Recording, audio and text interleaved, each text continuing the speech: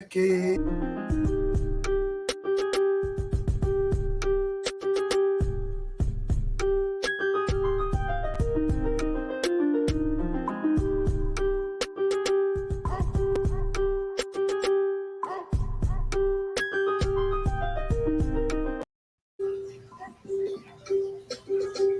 am I hearing it again? Somebody playing it?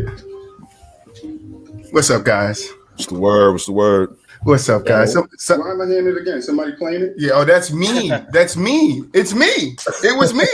I'm like, why am I hearing it twice? It's me. What's up, guys? Welcome back to another episode of From the Sideline podcast. You see, we getting this started, man. We getting this started. So how you fellas doing today, man? I'm the host. I'm Troy, if you knew. I'm back with the boys. GK, how you feeling? It's good, man. I'm feeling good. I'm ready to rock. We got BooWop back in the house. What's up, BooWop? What's going on, fellas? What's up? We got Dub, Player Choice Dub in the house. What's up, Dub? You. Thank you for stopping by, man. I had a special guest, but I didn't think I had two of them. So thank you. Yes, CrazyShotJosh. How you doing, brother? I'm good. I'm your favorite TikToker's favorite TikToker, man. Woo! That's what I'm talking about. Start the show off hot, man. I'm glad we about to get into it. We got a good one, man. That'll be me, Josh. I'm your favorite TikToker, baby. That's a fact. The war of TikTok right here and right now. I got you. But let's get into it, man. Jason Tatum goes off for 54 last night. LeBron goes 56 the other night. What do you guys' thoughts on what's going on around the league right now between LeBron being in his 19th year and Jason Tatum, showing that he is that guy? Anybody can start. I just want to hear some opinions. Jason, well, I mean, the league is in good hands. Number one. Amen. I just lost in chess. I'm upset. Yeah. But the league is in good hands, and Jason Tatum. I'm kind of happy for the Celtics and Jason Tatum in general because everybody was on Nate. Can I curse in this one or no? Yes, you can. Yes. Everybody was on their ass, bro. Like everybody, everybody was on their ass, bro. Especially Jason Tatum and the way that they're turning things around, silencing all the doubters. Jason Tatum getting that respect back. Like, come on, bro. Y'all not gonna sit here and tell me Jaylen Brown better than Jason Tatum, bro. He is. And I stand on that. Stop playing, Josh. I'm dead serious. Jaylen Brown is better than Tatum slightly. If you watch Tatum play, like, to me at least, Jaylen Brown's the better defender. Yes, Tatum is a better shot creator, but he also takes a lot of bad shots. We have seen Jaylen Brown shine without Jason Tatum.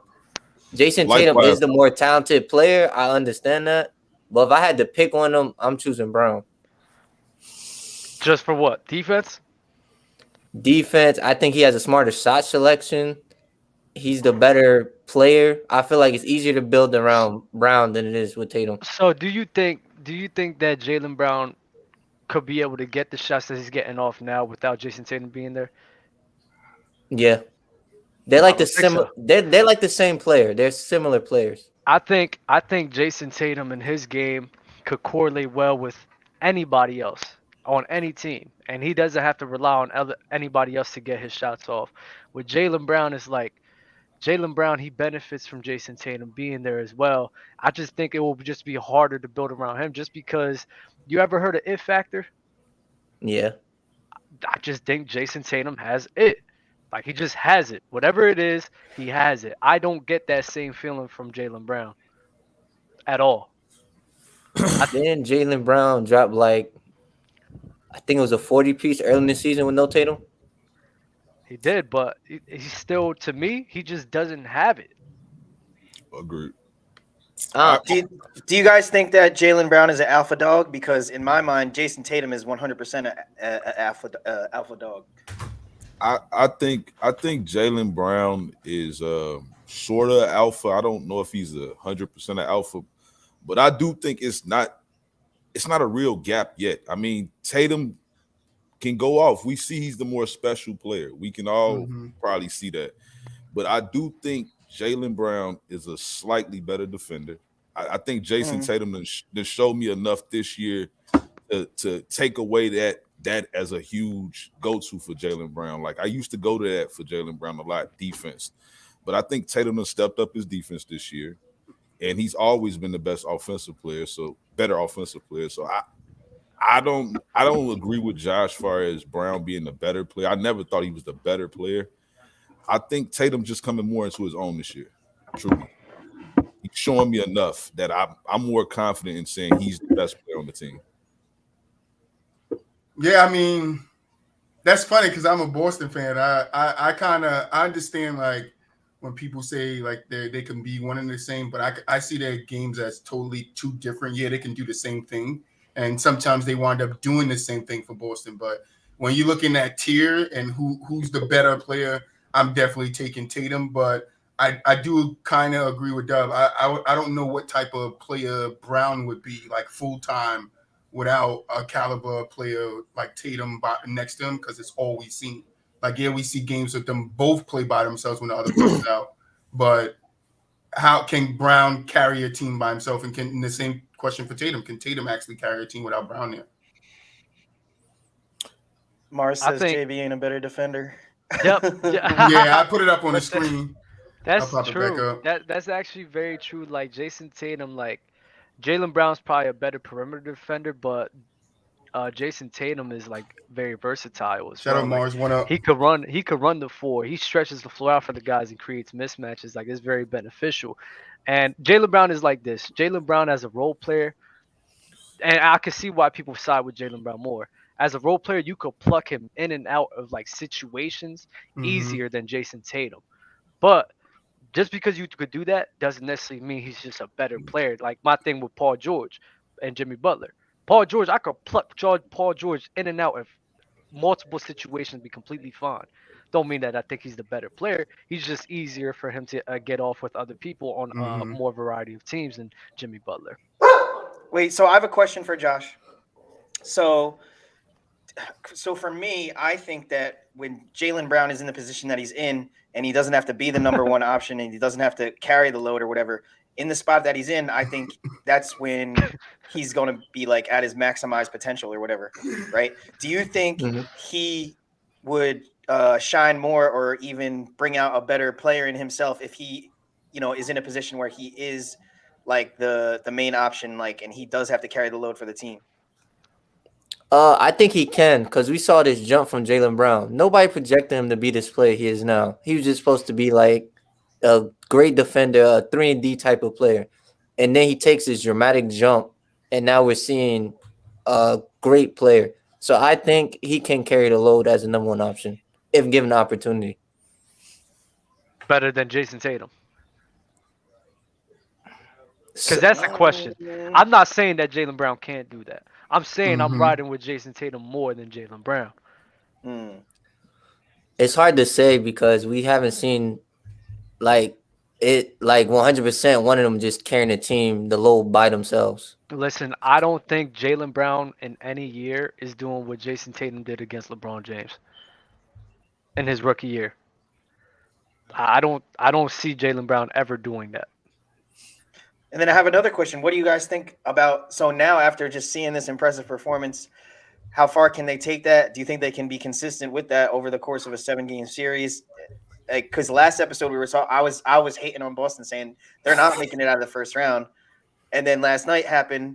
Tried to tell them. And now I don't know. Now I'm not so sure, because can Jason Tatum do that on a more consistent basis in a playoff setting over a course of 7 games? That's a tall order. But the thing is, he does have Brown, so even if he falls off slightly and then Brown just fills that gap, like, is that enough? So what are you guys' thoughts on that? I mean, it all depends for me still. It depends on who they play, honestly, because they can catch a team like the Bulls, who I think they could beat in a 7-game series.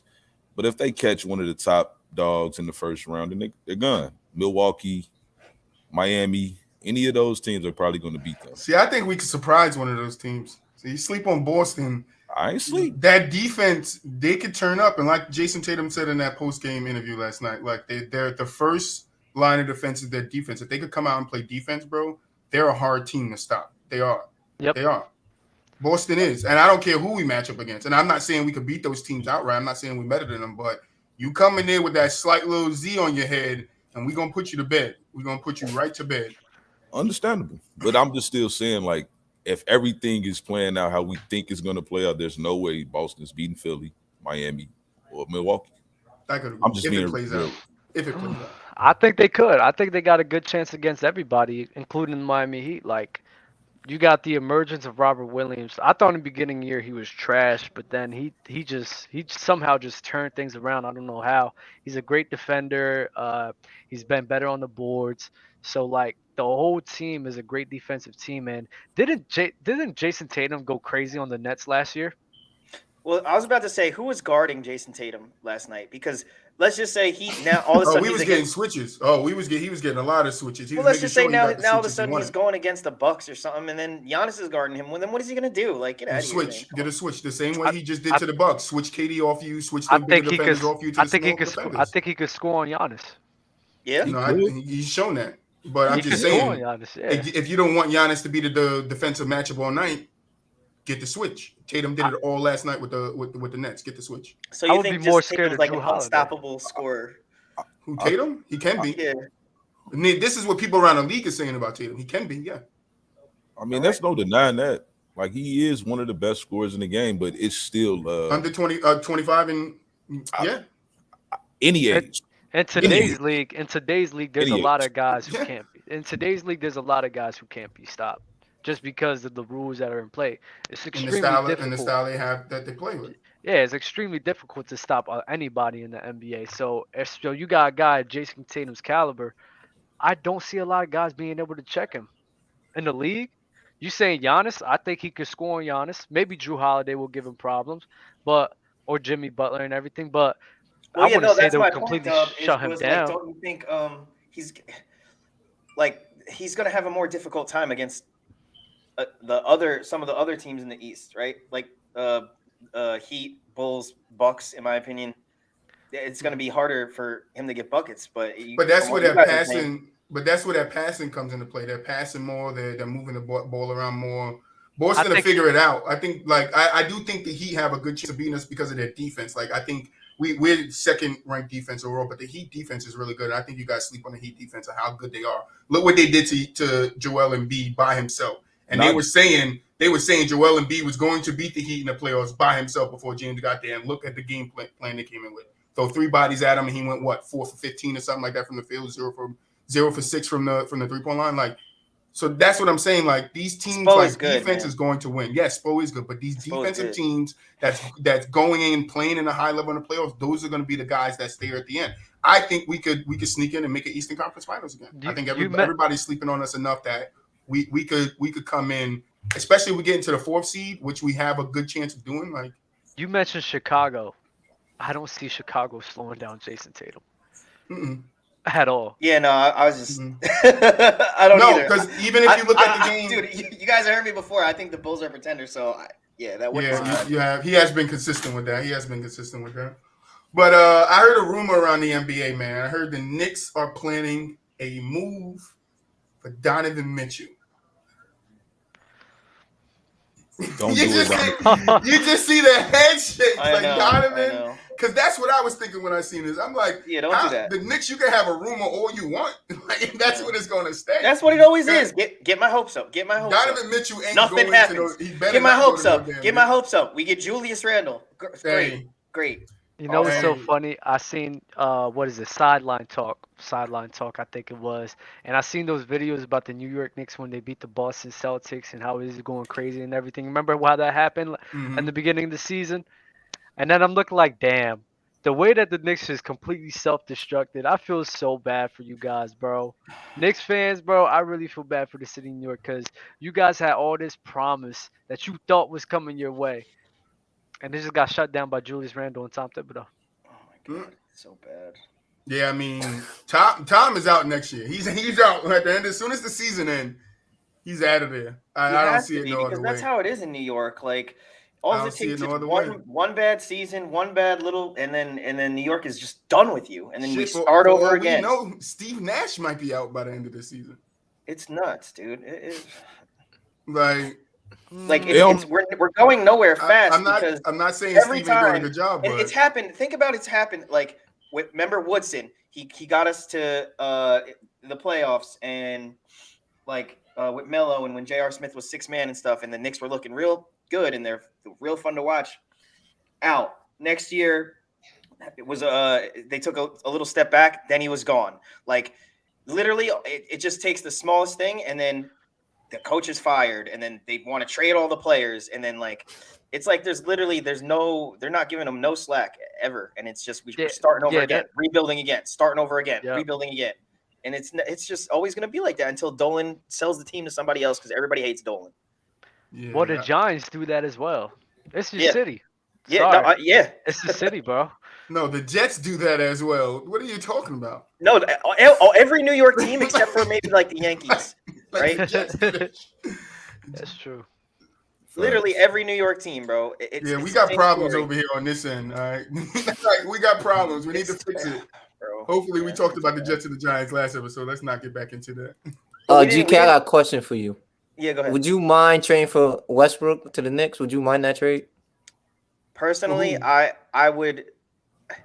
So here's the thing. I wouldn't say that like Westbrook could somehow get us to the finals or something like that. But with the current state of things, I wouldn't mind having Westbrook because I know he could probably like if he doesn't have like another alpha like LeBron and it's just the Westbrook show, then we're probably playoff bound. And like that would be fun in terms of like getting better than what we have right now. So if you look at it like that, then like, yeah, I wouldn't mind it. But is that like the answer for all of our problems? No, but Garb just said some real stuff. And I told people this even last year. I said, Julius Randle is not that guy. He was not that guy ever, bro. Even watching him play, it's like the way he playmate for people, the way he got his shots off, bro.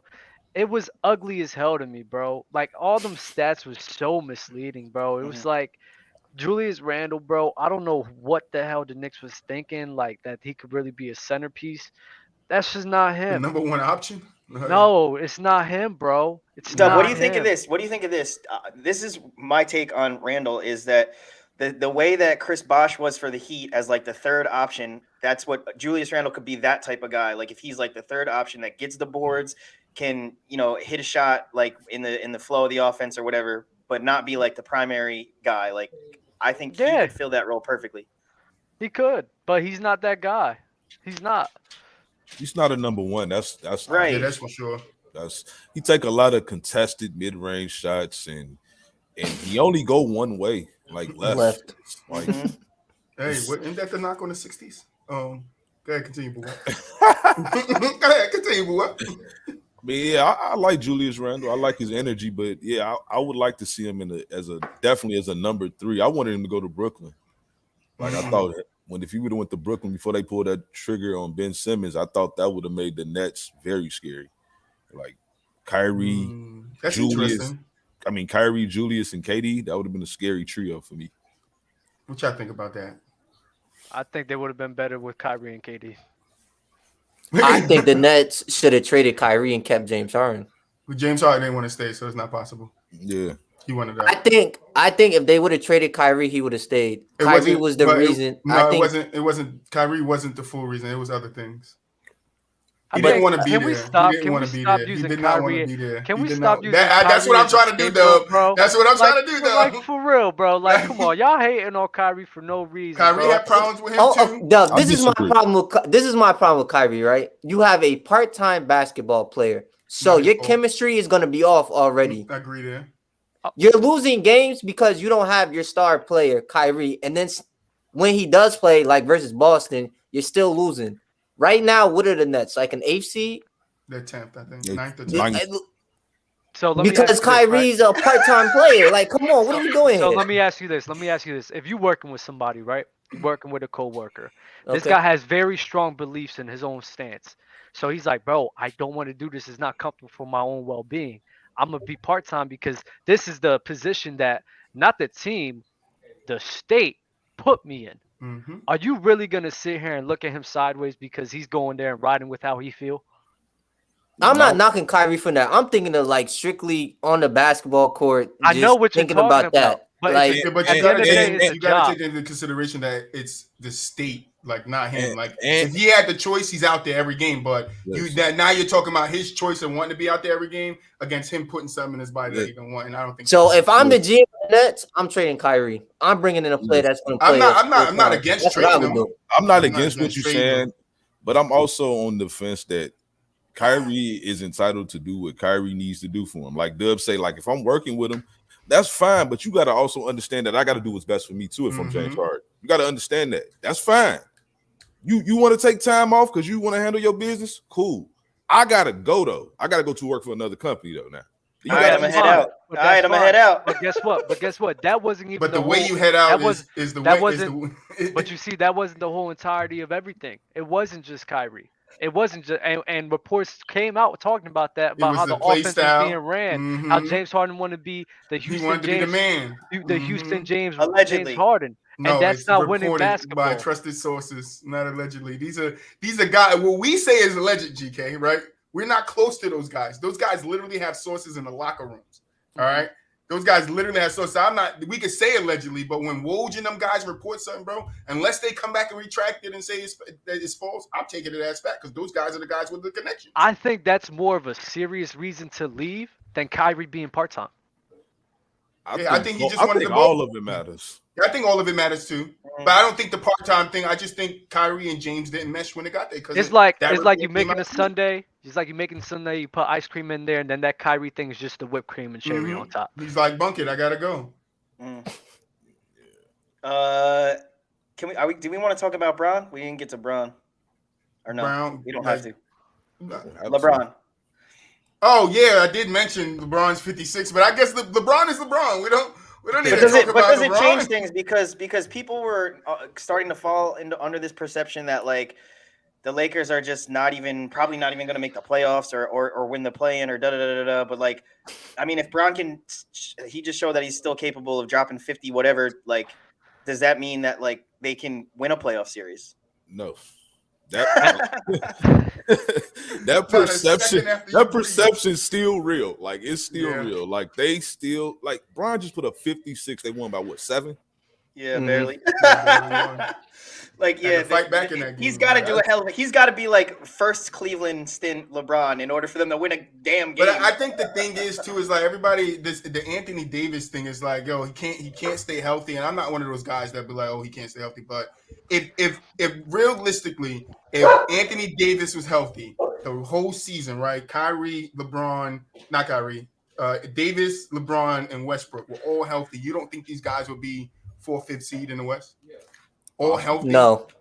And the reason is because when you look at them offensively, I think the offense should be ran through Westbrook. That's just me personally. I think if you have Westbrook to run the offense, it'll run a little bit smoother and better than it's been running. All 3 healthy is just a debacle on the court. We seen them lose against teams they were supposed to beat while all 3 of them healthy.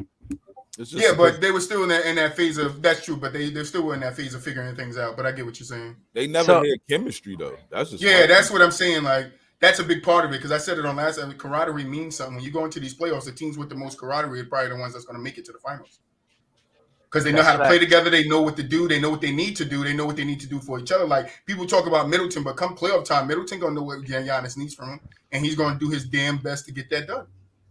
Yeah, people underrate camaraderie. And what I would like to ask you guys is, if this was Bradley Beal, or let's say Russell Westbrook on a different team putting up these numbers and losing, wouldn't y'all say it's empty stats? Well, that's. I've been saying it's empty stats from LeBron. You could ask Zamir. I've been on Clubhouse saying it's empty stats. He's not top 10 play this season. LeBron's not top 10 this season. He's not top 5. That's not the first time I heard that. He's not top 10. What? Bro, that's come the on, first bro. time I heard that. See, that's it's wild. Not the first time I heard that. Yo, can I ask you, hold on, Doug. Now, last season, did you have Bradley Beal in your top 10? Agreed. Was Bradley Beal top 10 player last? Why? No, because he averaged like 30. He did. He was averaging 30, but in my mind, when I was looking at Bradley Beal, that was the main thing he was doing. When I seen a guy like Russell Westbrook, he was doing other things other than just scoring the ball. LeBron's doing a lot of other things than just scoring the ball as well. So it's not the same situation. It kind of is because it's empty stats. They both still losing at the end of the day. I don't believe in empty stats. Josh, if you subtract LeBron off the team, how much even more worse would the Lakers look right now? Like Anthony, well, right in the state with no Anthony Davis, yeah, but if Anthony Davis they're healthy, I still got him a lower seed. They're not doing well right now, but take LeBron away from all that, and then if they played all those games, it would look even way, way, way worse. This is the first time I ever seen people put a man who's not impacting winning and losing in the top 10. We don't do this for any other player until it comes to LeBron, and this is crazy to me. No, this is not what we're doing. This is not what we're doing, Yeah, we're doing this today, though. Because let's think about it. The Lakers suck with and with LeBron on and off the court. Like, the team is terrible either way. Let me ask you, who is LeBron James? What's his resume? Not this. We're going off this. This is his resume. This is the nostalgia. This is the nostalgia kicking in. Here we go with the nostalgia kicking in. Here we go. The fact that this man has proven. This is why I say, if you are already proven in the league, you've already proven yourself in the league. We have to give you the benefit of the doubt because we know who you are. We know who he is as a player, no matter what. We understand that this is a terrible roster. Oh, what's good, Euro? This is a terrible roster, bro. Shout out, Euro. Terrible. Shout out, God the Fisted. But who LeBron Thank you for coming back, bro. You stays the same. Now, is he the same caliber? Is he the same caliber as he used to be? Bro, is he the same caliber that he used to be? No. But guess what? That caliber that he's on is still top 10 in the league, no matter what. So we just gonna throw impacting and impact on the court and winning record. We just gonna throw that out the window. That don't matter no more, huh? Look, hey Josh, I'm gonna say this. This is what I will say. I don't believe like you telling some points, right? Bradley Beal was not considered a top 10 player, but what I will say, what Dub say is LeBron do more, right? Like he do more as a basketball player. Because if I put Bradley Beal on this team, they'll be worse. I promise you, they will be worse. I promise you. How much worse? The Lakers fighting for a playing spot right now. You right, and almost out of the playoffs. You're right. How much improvement we did? It really couldn't get that much worse because they bad right now. It's not just on the impact on winning argument. Like now we're just looking at it as one side when, bro, it's like none of these guys is even on the same court of each other. Even their role players is getting hurt. Those guys are old. They can't play defense, bro. There's a lot of factors going against them in winning. So but who won in Westbrook, Dub? Who won in Westbrook? Who wanted to bring Westbrook over there? That's a two-way street. Don't look at me. That's nasty that you're bringing up Westbrook based on how you feel about Westbrook. I do, but this season he sucks. This season Westbrook is garbage. I got to call it as I see. Hold on. Would you contribute Westbrook not playing to everybody's standard to the situation he is in, not to him actually being like trash? Because I contribute it to the situation he's in, the system that they're putting in. I get that. What they are asking him to do out there is different from when he was with the Wizards or when he was with OKC or when he was with the Rockets. LeBron has never played with somebody as ball dominant as Westbrook. I don't know why he thought this would work, because the only way it's going to work, you have to let Westbrook run the offense and LeBron has to take a back seat. That's the only way it's going to work. There's no other way it's going to work. Because I always thought that if Russ played off ball and just figured out how to play off ball better, then it worked better that way. No. It would work, but they don't have the shooters for that. That's the problem. They don't have consistent shooters. It worked in Houston with James Harden. It worked perfectly fine. God, it didn't work. They was getting they wasn't that good. The CP3 Rockets was better than the Rockets and James Harden, bro. Dub, statistically, that's the best Russell Westbrook you will ever see. That's statistically the best version of him when he's playing with James. See, and this is where we come at odds. Stop. I don't care about statistics, bro. I don't care. I don't care if he's statistically the best person. When I sat here and watched Russell Westbrook, I felt as if that wasn't the best Russell Westbrook that I have seen in my life. It's not. I don't care what stats he's putting up. That's not the best Russell Westbrook. Yeah, no, 2009, 2010, 2011, that was the best Russ. Like 2011, 10. So y'all don't like efficient Westbrook? Like you got an efficient version and y'all down in him? This is crazy. Efficient version. They had to take everybody out of the paint and get rid of Clint Capella and put PJ Tucker at the 5 just so that he could become more efficient. Who is Clint Capella? What? Yeah, what are you talking about? They got rid of Clint Capella. They got rid of Clint Capella to open up the spacing for Russell Westbrook to become more of an efficient player. I know who he was to the Houston Rockets. Shout out, and I'm not saying that, but at the end of the day, I hate when people bring Clint Capella up because like he wasn't Amari Stoudemire, he was Clint Capella. What are we talking about? Wait, he was just a rim runner. Wait. What are you guys talking about? All I said was they got rid of Clint Capella to make it easier for Russell Westbrook to be more efficient. Right. What am I saying wrong? You right, but I'm just saying, like, it's a reason why they did it. It's not like they gave up, you know what I'm saying, a real They did it because player. Russell Westbrook wasn't that great of a shooter at that time. That's why. You have to do that. If you're gonna bring Russ in, you have to do those things. You have but to it wasn't like that him. before. It wasn't He's like LeBron. He needs shooters around him. But it wasn't like They that both before, do. which is why, to me, that isn't the best version of Russell Westbrook in my eyes, because it wasn't always like that. So what's the best version? I say the best version was when they probably what was that year when KD got hurt and he went on a tear? Yes, You baby, remember? go fix it. I think that was 2015. Either 14 or 15. I can't remember. It's one of them years. I'll say 2013 to his MVP year. That was the best Russell Westbrook. In my eyes. Like, Russ has been on the Lakers for 3/4 of a season. Like, right. That's like, I hate this new generation of instant gratification and microwave results. Like why do you think that they have to be good right away, like in their first season together? Like, why can't, like, what if they win next year or something and it just took them a while to figure out their chemistry? It's expectations. When you saw the Lakers this season, everybody had them going to the championship. If I would have told you they're going to be a 9th seed, y'all probably laughed at me and told me I was insane. That's true. The expectations were high. I wouldn't have thought they would have been a 1 seed or anything like that, but at least a 5, 6 seed. I knew they was an older team. They wasn't going to jail right away, but I didn't see it being this bad. This is ridiculous. I'm not going to lie. I wish I had enough balls back then to say that I didn't believe in the Lakers like that. I just couldn't pull that trigger because of Russell Westbrook and LeBron. But what? I'm serious. I didn't like the Lakers getting Russell Westbrook like that. But I didn't either. I was new and young, and I was like, I don't want to get killed for this. I understand why they brung him in. It's just not a good fit. No, they should have got Buddy Hield. They if you're going to bring him in, they should have got Buddy Hield. They definitely should. The only reason why they should have, if y'all gonna sit here and tell me if they just got Buddy Hield, just him alone, it would be better. It would not. It would not. If they would have got Buddy Hield and that way they had more cap space to get other role players, I'm with you 100%. But don't sit here and be like, oh, Russell Westbrook is just better. But Buddy Hield will make that the Lakers right now a better team if we just replace those. From a chemistry perspective, he gonna add what they missing, Dub. They need decent wing defenders and 3-point shooting, spacing. He's going to provide that one person. As soon as you put him in the lineup, he got that for you.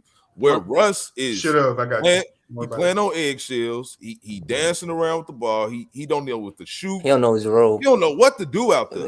He looks lost. I don't think that'll be Buddy Hield problem. So that right there, I think to make the Lakers better. Like you have your starting point guard who doesn't know exactly what he want to do. Yeah. That's wouldn't that make LeBron more susceptible to injury? Not at 37. I don't think nothing more, nothing less. He missed a lot of games this year already. That's what I'm saying. Like it ain't have nothing to. They was ass anyway. Russ be on the bench. Like they lost against Portland without him. I'm just saying. There's no way. I don't see the level of the Lakers getting like even a little bit higher if we replace Russell Westbrook and Buddy Hield. Honestly, I just don't. I just think the roles changed, but they're still going to be ass. I hear you. I don't know. We can get off this. Yeah. You ready to move on? Because we're half an hour in and we didn't even get to the first topic.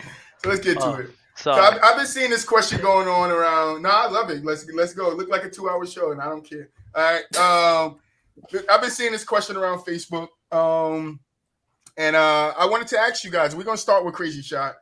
Is Ja Morant better than DRose ever was? True or false? That's 100% false. I watched DRose carry a team to the Eastern Conference Final and battle LeBron. We don't know how far the Grizzlies are going this season. Now, let's say Ja makes it to the Western Conference Finals, then you can make the argument. But until then, I'm still picking with DRose. GK? So this was really tough for me because when I saw it on the doc, immediately I thought my head was exactly where Josh's head was at. And then I started to research it a little bit.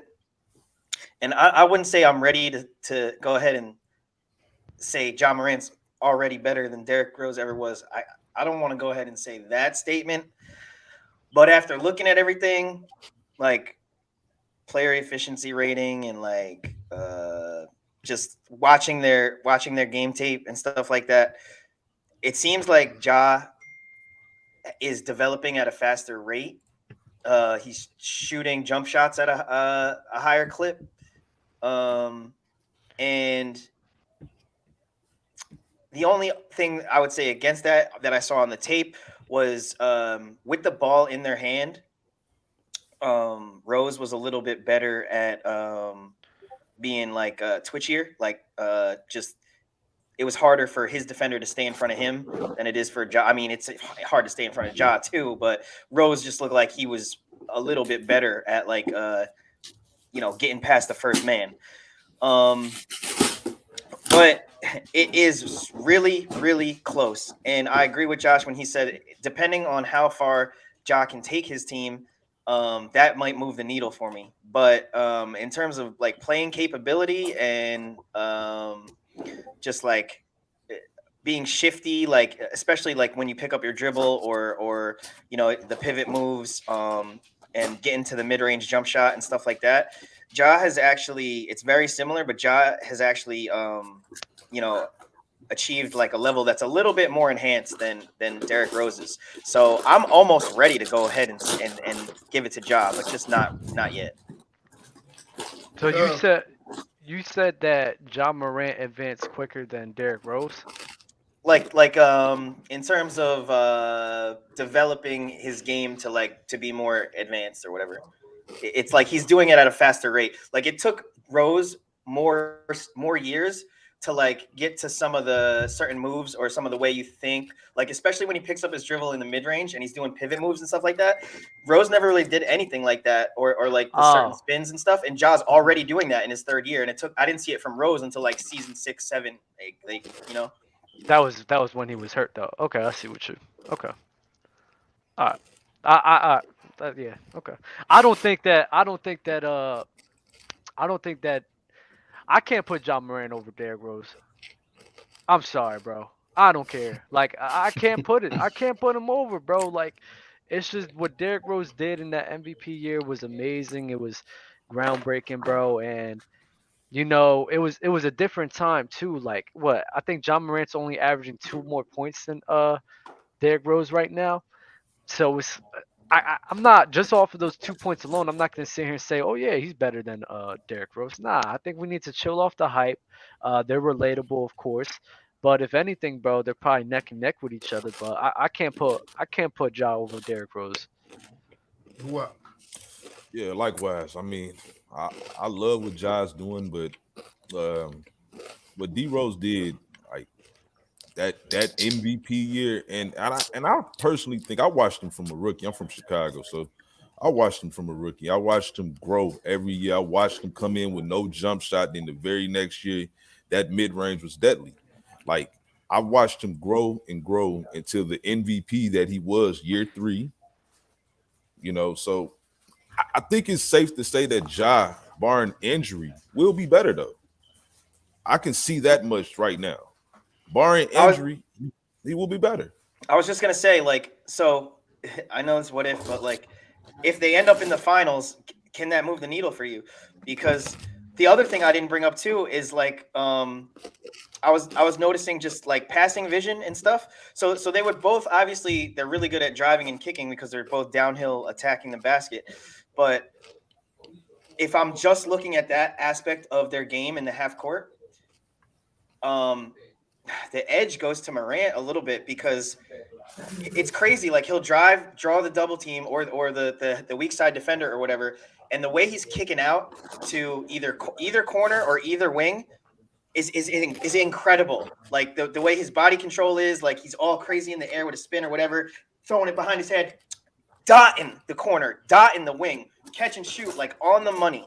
Like Rose could do a little bit of that too, but Morant is doing it better from what I was watching on tape. The teammates are better. That's why. Well, there you go. I mean, I would agree with that. You got more confidence in them wing shooters instead of Derrick Rose getting in the air. Then he got to look to see Keith Bogan standing over there. Yes. That's the difference. Yeah. Hey, who didn't go? You. Me? Yeah. You didn't go. I mean, I don't like comparing players anyway. But I mean, I Come get on. it. You have no, I don't. Don't I'm do just that. telling you my. Don't do that. I'm doing my personal. I don't. But in this realm of sports, you have to compare players, and I would agree. Somebody said that they're alike. I agree with that. I do think if Ja, bar injury, because that's my biggest question about Ja and that bounce that he has, like any other player that you have seen, how long did they sustain that type of bounce? Like that's my problem with it. Yeah, that's my problem with Ja. So if he does keep this up, then yeah, he would. In another, how many years did DRose play? 13, 14 years. So when he gets around there, that mark. Well, he's gonna be better than DRose all time. Yeah, I know, definitely. That's what I'm saying. Once he gets to that mark, then we can start talking about is he better than DRose all time. But right now, DRose is in a different type of atmosphere of his game than what Ja is. I think that matters too. I don't think they're comparing the. I don't think they're comparing the career. I think they're comparing the 3 years. The peaks. They the first 3 years. Yeah, the first 3 years is almost relatively the same. So now it's which one's better. The only thing I just don't like about it is that we never truly got to see Derrick Rose' true peak. We just got to see a blur of it. Because like right after that Eastern Conference Finals trip, he tore his ACL, and then he was out the next year after that, and then he came back, played 10 games. Mm-hmm. Like he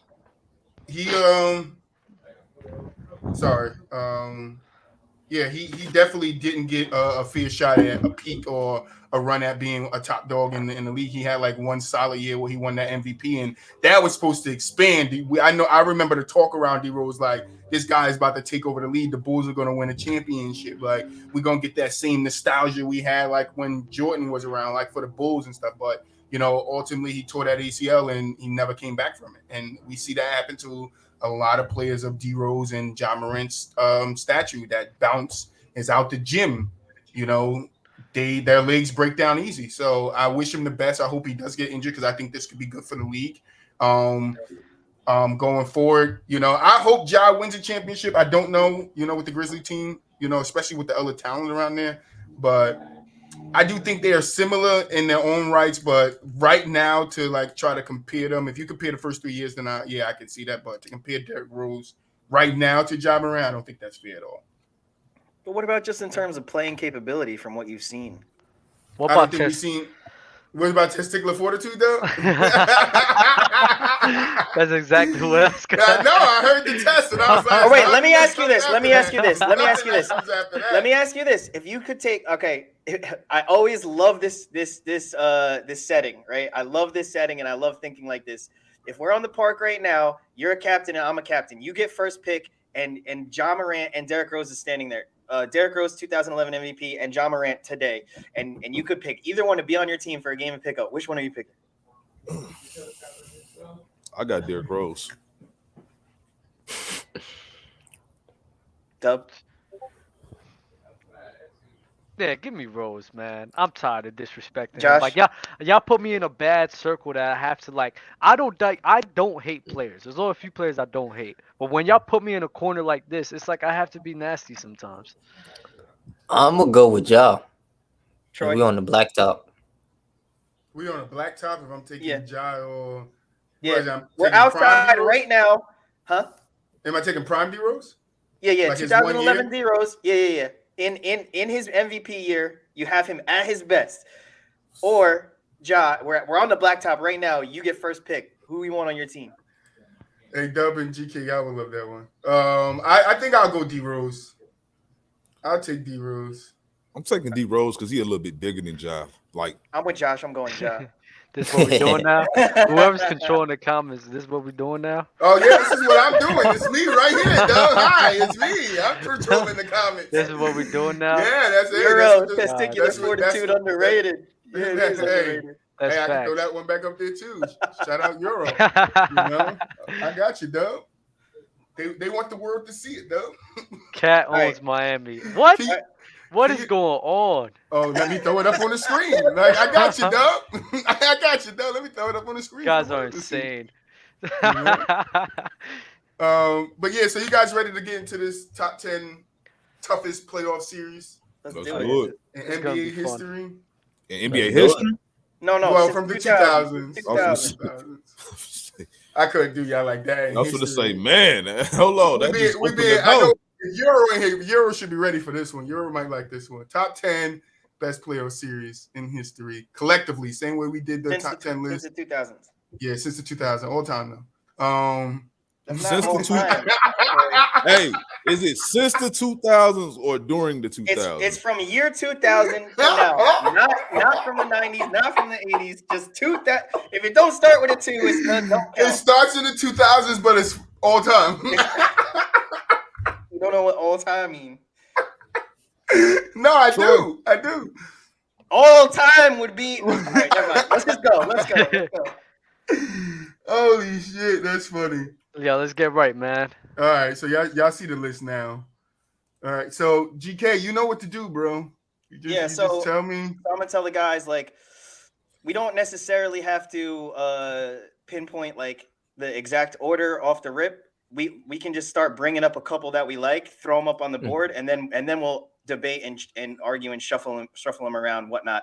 But we're not picking really necessarily one by one. We're deciding as a group how we want the list to be.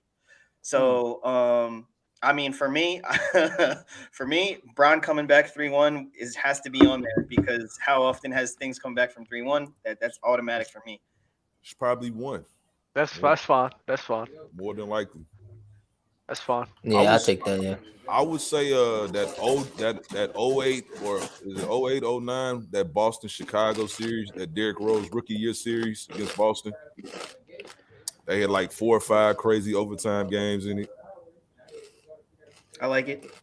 Mm-hmm. What year was the Warriors game? It's 2016. 16, right? I was thinking 16. And what was the second one? I said the Boston Chicago series, 08, 09. 08, 09. That was a good one. That was Boston 3 party, right? Beating Rose rookie. Yeah, that was Boston. That was the year Orlando actually got to the finals, but that was the year KG was hurt, so that's why. Mm-hmm. So KG was hurt in that series. Yeah, against Chicago. Yeah, but they still was impressive. You know what I'm saying? Series for the Bulls to even take that team still to 7 games. How's it impressive if KG was hurt? Paul Pierce, Ray Allen, Rondo against a rookie Derrick Rose. Basically. Luau Deng. Well, I see where your head's at, Dub. Though, like maybe it doesn't belong at 2, but I don't definitely think it belongs at 2. Worthy of the board. I got one for 2. Doe might not like this one though. The Mavs versus the Heat in the finals. I don't think that was hard either. No. I think the 2006 the Mavs beating that team was not hard. Oh, y'all really gonna sit here? Hold on. You had LeBron, Chris Bosh, and D-Wade go against Dirk and who? Jason Kidd, Tyson Chandler, Jason Terry. Jason Terry was actually killing LeBron. So who on that team is on the level of besides Dirk? Who on his teammates on the level of a D-Wade and Chris Bosh? Well, I mean, when I look at that series, bro, I mean, everybody says the same thing. They'd be like, "Yo, LeBron, you choked." But the Heat were supposed to win that ring. They weren't supposed to win that ring because they didn't expect LeBron to sit here and not score 20 points per game. Josh, I think it should be on the board somewhere. I think the 2006 it should be on the board. I don't know where though. And you know what? I when I'm looking at the criteria, I didn't really pay attention. I thought it was best. I'm thinking best playoff series. So when you say toughest, I really wouldn't even have the Celtics versus Bulls up there, to be honest with you. I mean, the overtimes you talked about was actually pretty impressive. So, but that's a good series. Like as a fan to watch, we're talking about teams and what they had to overcome. Troy, what did you mean for the criteria to be like that? Like most enjoyable as a fan to watch in terms of like what keep toughest. Keep toughest. No, what does that even mean? Toughest. I like the toughest. I like what does that mean? Like let's keep the toughest because the toughest. I think that the hey, I'm not afraid to change it. No, put the toughest. I think the 2006 Miami Heat ring was probably the second toughest ring to win. Oh, you're saying like hardest for the team that won to win. It was hardest for them to win. Is that what you're saying? Yes. Okay. Oh, actually, no. Well, it doesn't have to be rings. I just want the playoff series. Or we just go the all series in rings general, if you right? want. Yeah, I just want the series that was tough for both teams. Okay, so then what comes to mind for me has to be right when the Golden State Warriors as the 8 seed with Baron Davis beat the Mavs as the 1 That's seed. fire. That's fire. What year was That is fire. That's what this should be about. Then a lot of upsets. A lot of, you know what I'm saying? Because I'll always remember when Baron Davis did that like reverse. What year was it, GK? And it was just, that was 06, 07. No, okay. 06, 07. Yeah, my history like that's not the best. That was Dirk MVP year. He lost in the first round. That was fire because that's when we was really first starting to see a small ball because they had L. Harrington, Steven Jackson, like that Don Nelson. Fun. Yeah, Don Nelson was the coach. Yeah, that team was fun. That was when Dirk was letting look people guard him. That was 2007, right? 6, I think. 6 or 7. It's 7. I'm looking at it now. He let who was letting guard him? Matt Barnes was guarding him. 1C, EC, yeah. Baron Davis was guarding him. I'm like, oh my god, what is going on, Dirk? People sleep on BD, bro. Healthy BD was filthy. He was nice. He had his moments for sure. Whose turn is it? It's nobody's turn. You guys do it together. Yeah, you can just fire away, bro. Oh, take the Celtics out and put 2006 Miami Heat. That's what I want. That's debatable, Dub. That's what debatable. They came down 0-2. It took D-Wade scoring 35 points per game. A year 3 D-Wade at that. I got a theory for that, but that's not for this show. Let it loose. Let it loose, Josh. I felt like that finals was rigged. Oh my god. You could say that. You could say the Kobe Bryant, Sacramento Kings thing was rigged as well. Yeah, it was. We don't care, bro. Put the 2006 versus Mavs as number 2, bro. That was one of the hardest things. Put it on the board though for him. We can still debate it later on. Whatever. You said what? 2000 what? Miami Heat versus Mavericks. The Shaq and D Wade ring. Right? I don't think it's as tough as Dub making it, but it was because a year 3 player. Listen, I hear you. I'm not saying that what he did in particular wasn't impressive. I'm talking about when the team goes down 0-2 in any series at home, if they on the road and they lose their first 2 games on the road, that don't shock me, right? That's not like that's something that you probably got to overcome.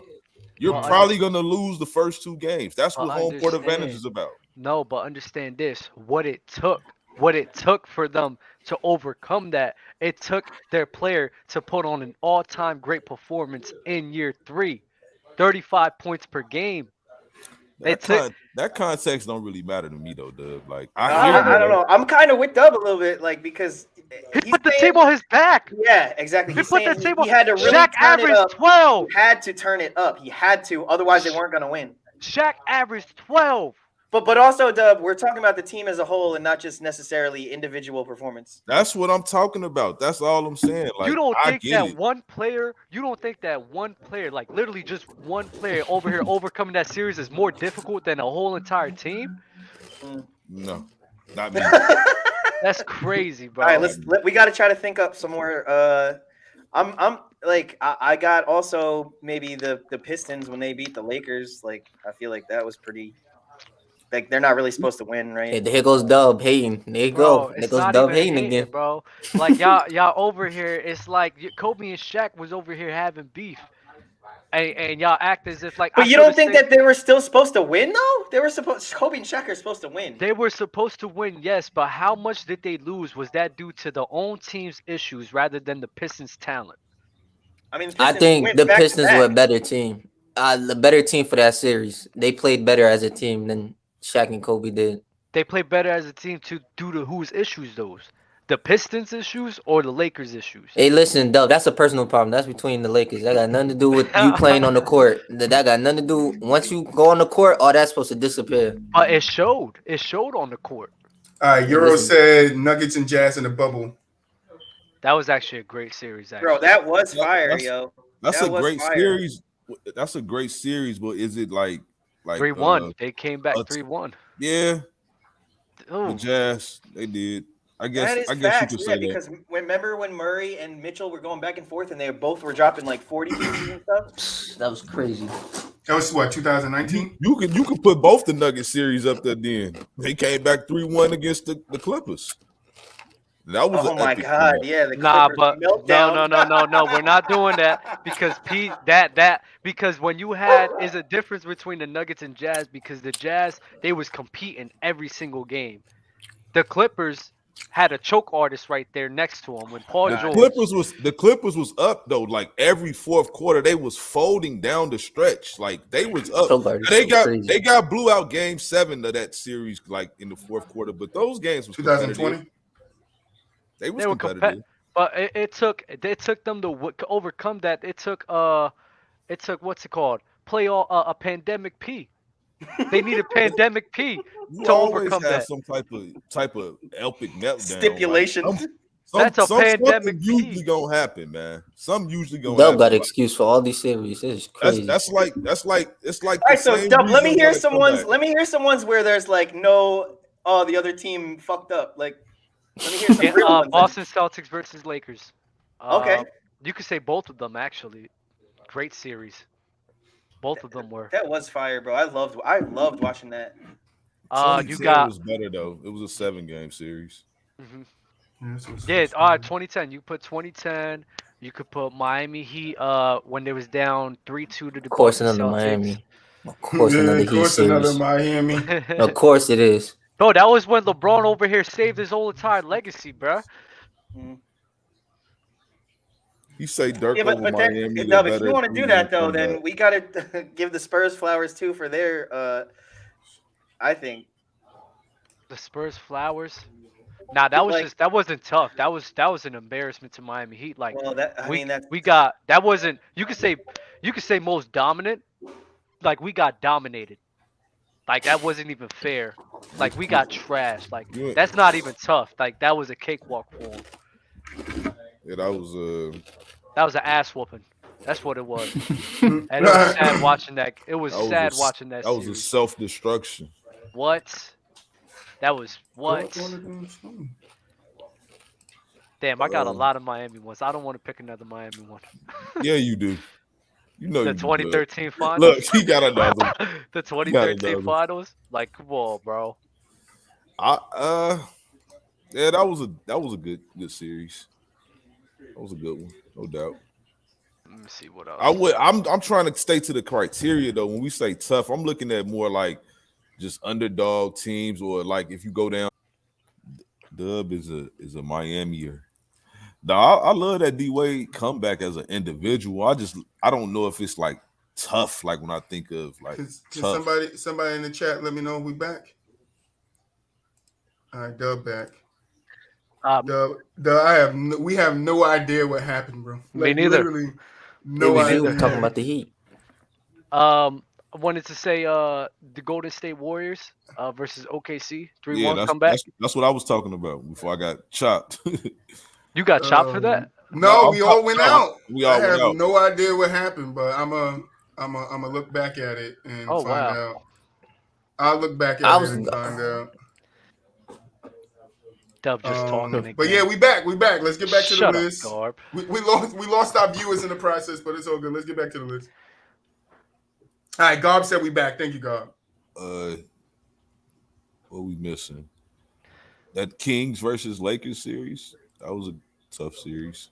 Very tough. Kings versus Lakers, what year? 03. 02 or 03. I think it was 02. That was when the whole like we just talked about it, the whole conspiracy thing about them cheating. Yeah, that might have been 02. What about the Raptors versus what was that in the Western Conference Finals? No, that's yes. That had to be the Easters. No, Kings versus Lakers was the Western Conference Finals year. What about the Raptors versus Philly? Kawhi with the lucky shot. That's good. That's a good one. I was just thinking of that one, the triple bounce or whatever. That's a good one too. Yep. Was that a game 7? Yeah. Yep. Yeah. It took that crazy behind bounce. Wild, bro. Thank you for the two people that stuck with us. Sorry for that technical difficulties, but literally we don't know what happened. Affecting the whole thing. All right, so we got 6. We need 4 more. They needed that bounce in order to get the chip too. They wild. did. Jimmy would have been a champion. That's wild. Hey, he say no. That was against Jimmy, not that tough. Oh no, that's false. Yo, thank you, God, the fist for sticking around with us. It was against Ben Simmons. It was against Ben Simmons and Joel Embiid. I'm shocked we didn't see I'm So Godly here. We'll hope I'm So Godly in the next one because he had some funny stuff to say last time. Wait, what was it? Oh wait, did you guys put BooWop's mention about the 3-1 comeback? OKC versus Golden State Warriors. That's a very painful series to think about. What about what do you think of like the one where it was the Suns against the Spurs, and then remember they all got off the bench and then they all got suspended and shit, and then that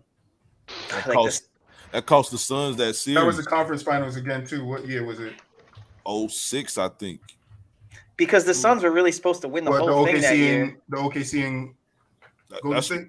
Oh, the OKC Golden State was 2016. Very painful to think about. Golden State, yep.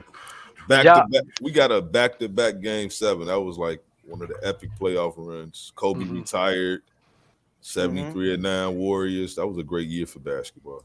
Yes, the slam dunk contest. That was which one? That was Levine and Gordon. Yep. Yeah. How about the Suns beating the Lakers? Kobe blows that 3-1. He had Kwame Brown, bro. Stop disrespecting my man Kwame, bro. I'm trying to get him on the show. Yo, Dub. All my life, get Kwame on the show, bro. Nah, I am though. I'm that serious. Listen. I didn't hear what Kwame had to say about everything. I want him to come talk sports with me, man. Please have me on the show with Kwame. I want Kwame to just talk sports. Please, bro. We ain't gonna talk about his playing days, none of that. We're just gonna talk sports. Let's talk about Gilbert Arenas on my life. Me and Kwame, let's go. I love it. I love it, boy. It's my best. I would Kwame, my boy. Kwame, the only reason I talk bad about you is to boost up Kobe, so don't be mad at me. He gonna whip your ass when he sees you. He gonna be mad as hell. I'm like, listen, bro, I have to make this case for Kobe, bro. What you want me to do? I'm sorry. I hear Dub saying that he had Kwame Brown. I'm sorry, bro. He had you, bro. Kwame gonna pop up behind you one day, bro. But Dub, he was good enough to go up 3-1 on that team. He was good enough to go 3-1 with Kwame. So I don't understand. Who's the? So what happened that series? Wasn't Kwame coming off the bench? Kobe stopped shooting the ball. That's what happened. Kobe stopped not gonna shoot the ball no more. So another meltdown. Here we go. I mean, yeah. That's Kobe's fault. That got nothing to do with the team. Stop shooting the ball. That's because he stopped shooting the ball. Game 7. The Suns was just a better team. For one, this was a 1 seed versus an 8 seed. Let's not get that part confused. No doubt that the Lakers they should have closed the series out. I agree. You up 3-1, you should be able to still win one of them last 3 games, but they were not the better team. And the Suns was just I don't really look at that like a tough win. Like they were supposed to beat the Lakers at the end of the day. They have been down 3-1 at all. Look at that. All. And the only reason why the only reason why I give LeBron some love with this number 1 with the 3-1 comeback it's about to happen again, bro. Is because he was supposed the to Warriors, lose. The Warriors was 73-9. No, they was 73-9. And at the end of the day, I don't love it because I don't think they should have been down 3-1. Like LeBron should not have been down 3-1. He was in general, like going into the series, like the Cavs were not even supposed to win, or probably not even supposed to come close to winning. I disagree. That's not true. I disagree. You don't think? Okay, hold on. I disagree.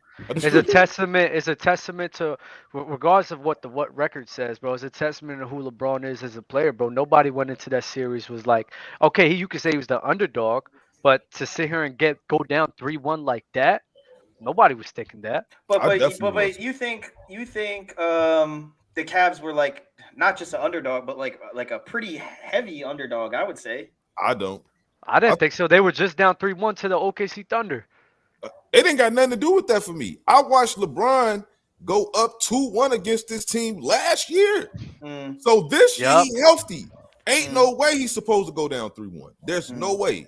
That's series should have been 2-2 at best. It should have never been down 3-1.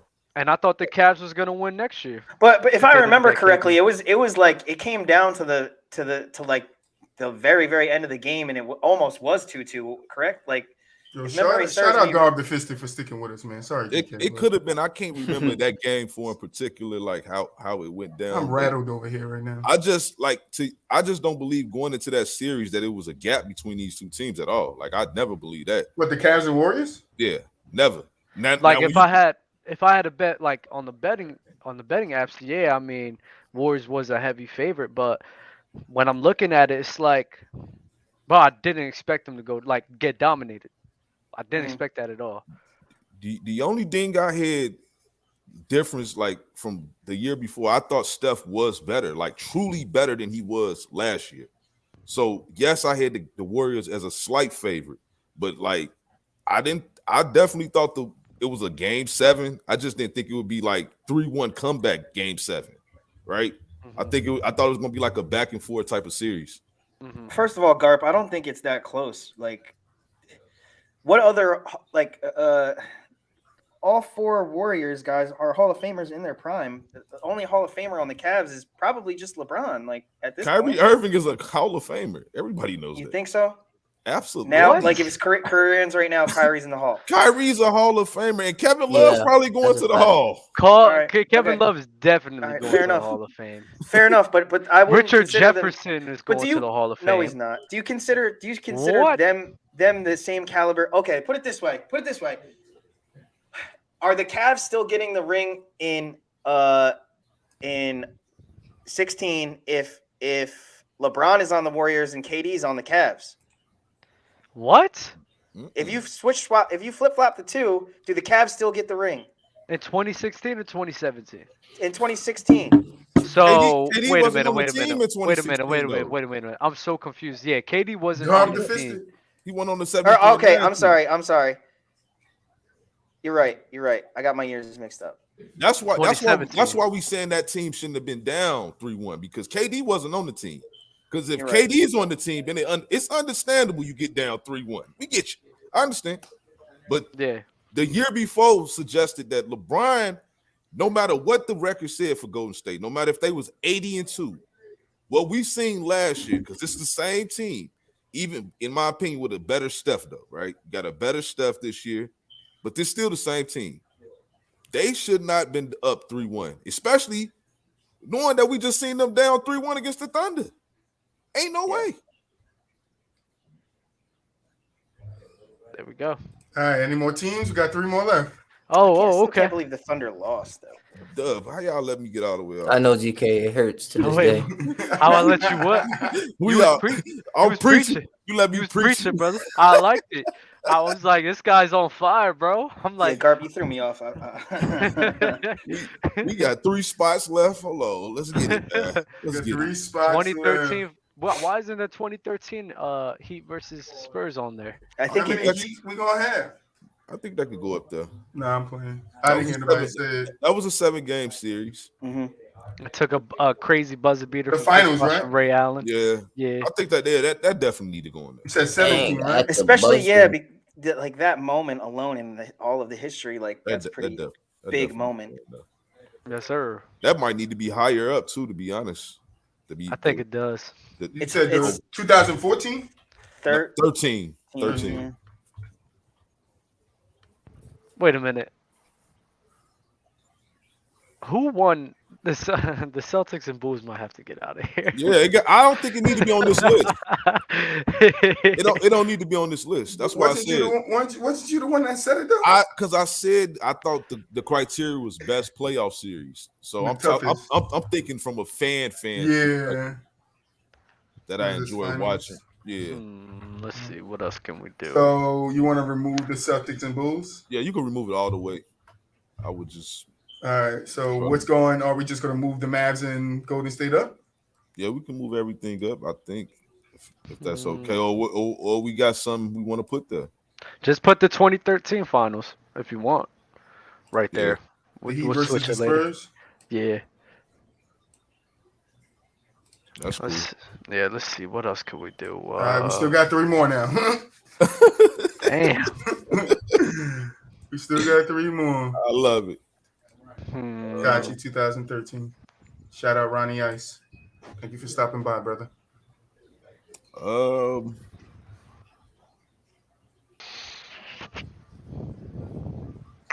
Portland versus the Lakers. Western Conference Finals. The oop to Shaq.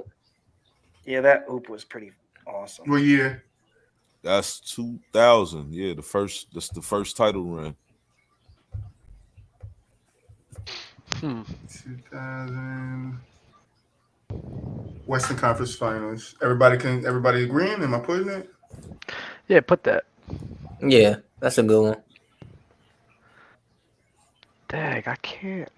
W, you see what Gabe said about you? Carved the fisted to me? He says, I'm not biased. It's just facts that we had some of the toughest playoffs ever. Low key, you could say that 2012 one, Boston, Miami. That was a good Game 7. LeBron had to go epic in Game 6. We could do that. I didn't want to be the one to say it, so I'm glad you said it. He said, I did not want to be the one to say it because the 3 people in the chat would have jumped on me. That's facts. That's facts. We just got to keep it real. This is the last 20 years. Those were some good series. They featured a lot of Hall of Fame players. It was Celtics versus Cavs 2018. I got you, Ronnie, in a second. Give me 1 second. That was a good series, 2 games. I got one on the screen for you guys. What about the Pistons versus the Spurs? Ronnie Ice said. I wasn't in love with that series like that. I kind of knew the Spurs was gonna win. I'm gonna go with 2018 Spurs versus Celtics. I mean, not Spurs versus Celtics. Celtics versus Cavs. A young Boston Celtics team going to Game 7 with LeBron, bro. That's tough. Yeah, that's tough. You know what? No. Never mind. I'm not putting that. There's no reason LeBron James should have went to Game 7 with that team. No, I'm not doing that. Nope. Not that one. No, Golden State versus Houston? I would, but CP3 got hurt. What about Latrell Sprewell beating the Heat and remember the Van Gundy grabbing Morning's leg and shit? That was what was tougher, the game or him holding on? That was I thought that was 2000. I thought that was 2000. That was in the 90s. Latrell Sprewell and Jeff Van Gundy. The Magic versus the Cavs in 2010 or 2009. That was Brons. That was Dwight Howard sending Brown packing, right? Yeah. Yep. Y'all want to do that 2009? You think it was tough though, Doug? No. Okay. I can't say. Trying to get done. He's trying to get done. Damian Lillard versus James Harden and Dwight Howard. He sends them home packing. Portland Trailblazers. I think that was in 20. I like that one. 20. What was that? 2014. Yep. 2014 Portland Trailblazers. Rockets versus and then another one, the Clippers versus Spurs. Was that 2015? What about the Spurs versus Mavericks 06? Dirk versus Timmy 7-game series. That could go there as well. That was a pretty good one. But we missing that one. GK said the one about the Suns versus the Spurs. Now that was a good one. Put that one. I thought we were putting that one. That's the one we missing. I was thinking that could change a lot of shit. That could have changed a lot of shit because the Suns was the favorites to win that series. Dude, and they had the thing 2-1 is, lead. It was the same year because the official, I'm pretty sure, I might be wrong about this, but the official was that guy, Donaghy or whatever, that guy in trouble. Donaghy, the guy who was making money off the NBA on the side. For gambling, bro. So he was like cheating. Especially against Iverson. He couldn't stand Iverson. Iverson said something to one of his coaches. Man. They talked about it back in the locker room, and he was like, "Nope, Iverson ain't getting nothing off." Robert Horry took that. Oh, y'all didn't put the Philly versus Raptor. Garb the Fist said, "What about?" Oh yeah, the Philly Raptors is missing. PG versus LeBron 2013. Phillies versus Raptors. Yeah, Troy, you're not keeping up with us, bro. Yes, sir. Garb. That I'm glad you said it and I didn't. How am I not keeping up? It's 2 more. No, because somebody said you left out the Sixers. You left out the Sixers one. You left out the Suns one. No, I didn't. Nobody consensually Where are they then? agreed on Where it. are they? Nobody consensually agreed on it. I put every name up there. Everybody consensually agreed on it. I thought we all agreed on the Philly versus Raptors. And then y'all started talking about something right after that. Then we so don't be coming at me, GK. You guys talking about 3 different teams at once.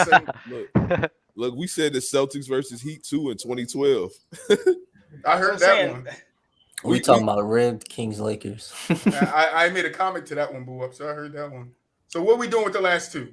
We doing Raptors versus Philly, and then Boston versus Celtics. I'm fine with that. Boston versus Miami. I like that. I think one of these. I like that Jazz versus Nuggets series, but man, I don't know. See. Nah, I'm with that. I like the Jazz Nuggets. I think it needs to be in the 10. I don't really mind if we need to move it, but it needs to be in the 10, I think. Raptors was conference finals, right? I'm trying to think what No, semi. Everyone mistakes it for the conference finals because it really was. Wait, who did they play after that? They played the Bucks. Oh, right. Yeah, they did play the Bucks. But that was back when Giannis didn't have. Well, he had just Middleton and not Drew Holiday, right? Who? Yeah, no, he had yeah. Eric Bledsoe.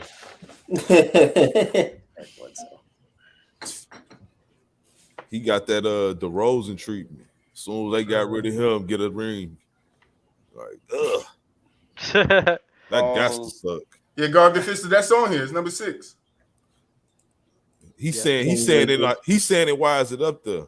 Golden State's against Jimmy, top 10 toughest series. Because the rough made it harder. Like the refs made it harder. Like it's a tough series for both teams. You didn't know which side the refs is on. My man got against Jimmy, man. How is it serious against Jimmy? Oh wait, yeah.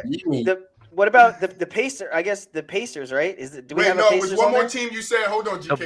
Hold on. Boston versus Miami. Boston versus Miami. What year? But wait, dude, isn't Paul George getting snubbed? Paul George remember who was that center that fell off a cliff? Hibbert and Paul George were giving LeBron problems, man. Roy Hibbert. That was a 7-game series, right? Hey, Dub, what year was this? 6. I think that was 6. What year? No, I think that was 2011. 2011 or 2012? 2012. That was 2012. Yeah, my bad. And the thing, what was it? The conference finals? Yeah, that was Body Birdman. Yeah, that was a good one. But I think that was a 6-game. Wasn't that a 6-game series? What, the Boston versus Heat? I just think that series was more Boston exciting. Versus Heat? No, not the Boston. That was a 7-game. I'm talking about. It was a 7-game series, Boston versus Heat. Yeah, I'm talking about the Pacers versus Heat. I'm trying to figure out, was that a 7-game series? Oh, Pacers versus Heat. I think it was a 6-game series both times. No, it was 7 games. It was 7 games in 2013. Okay. Then I remember that when Body Birdman. I think you can meet the criteria. Shout out Euro. Thank you for coming back. So do we? I got 2. That one was a good one. They just named 7. Yeah. The Pacers versus Heat, and then I'm thinking about that Spurs versus Suns series. All right. So do we have any on here that are fringe or that we need to get up out of here? To be honest, I don't see anything in here that will replace for the PG series at all. So I don't know what y'all talking about. It's that Jimmy Butler bias. I don't see not one thing I will replace for that. Okay, fair. What about the Steve Nash Suns? Me personally, y'all know how I feel. Like I definitely think that Heat Mavs 06 finals should come down definitely a little bit. And that Jazz Nuggets series. I look at that Jazz Nuggets series more of a entertaining series, not a tough series in my opinion. I don't know. So who do you want to move up? I could move the Sixers up, or who do you want to move up? I definitely think that Boston versus Heat could go up some. That conference finals 2012. Miami, Dallas, get out. You said what could go up? Boston versus Heat. The 10th? Yeah, the 10. I think that can go up some. To what spot?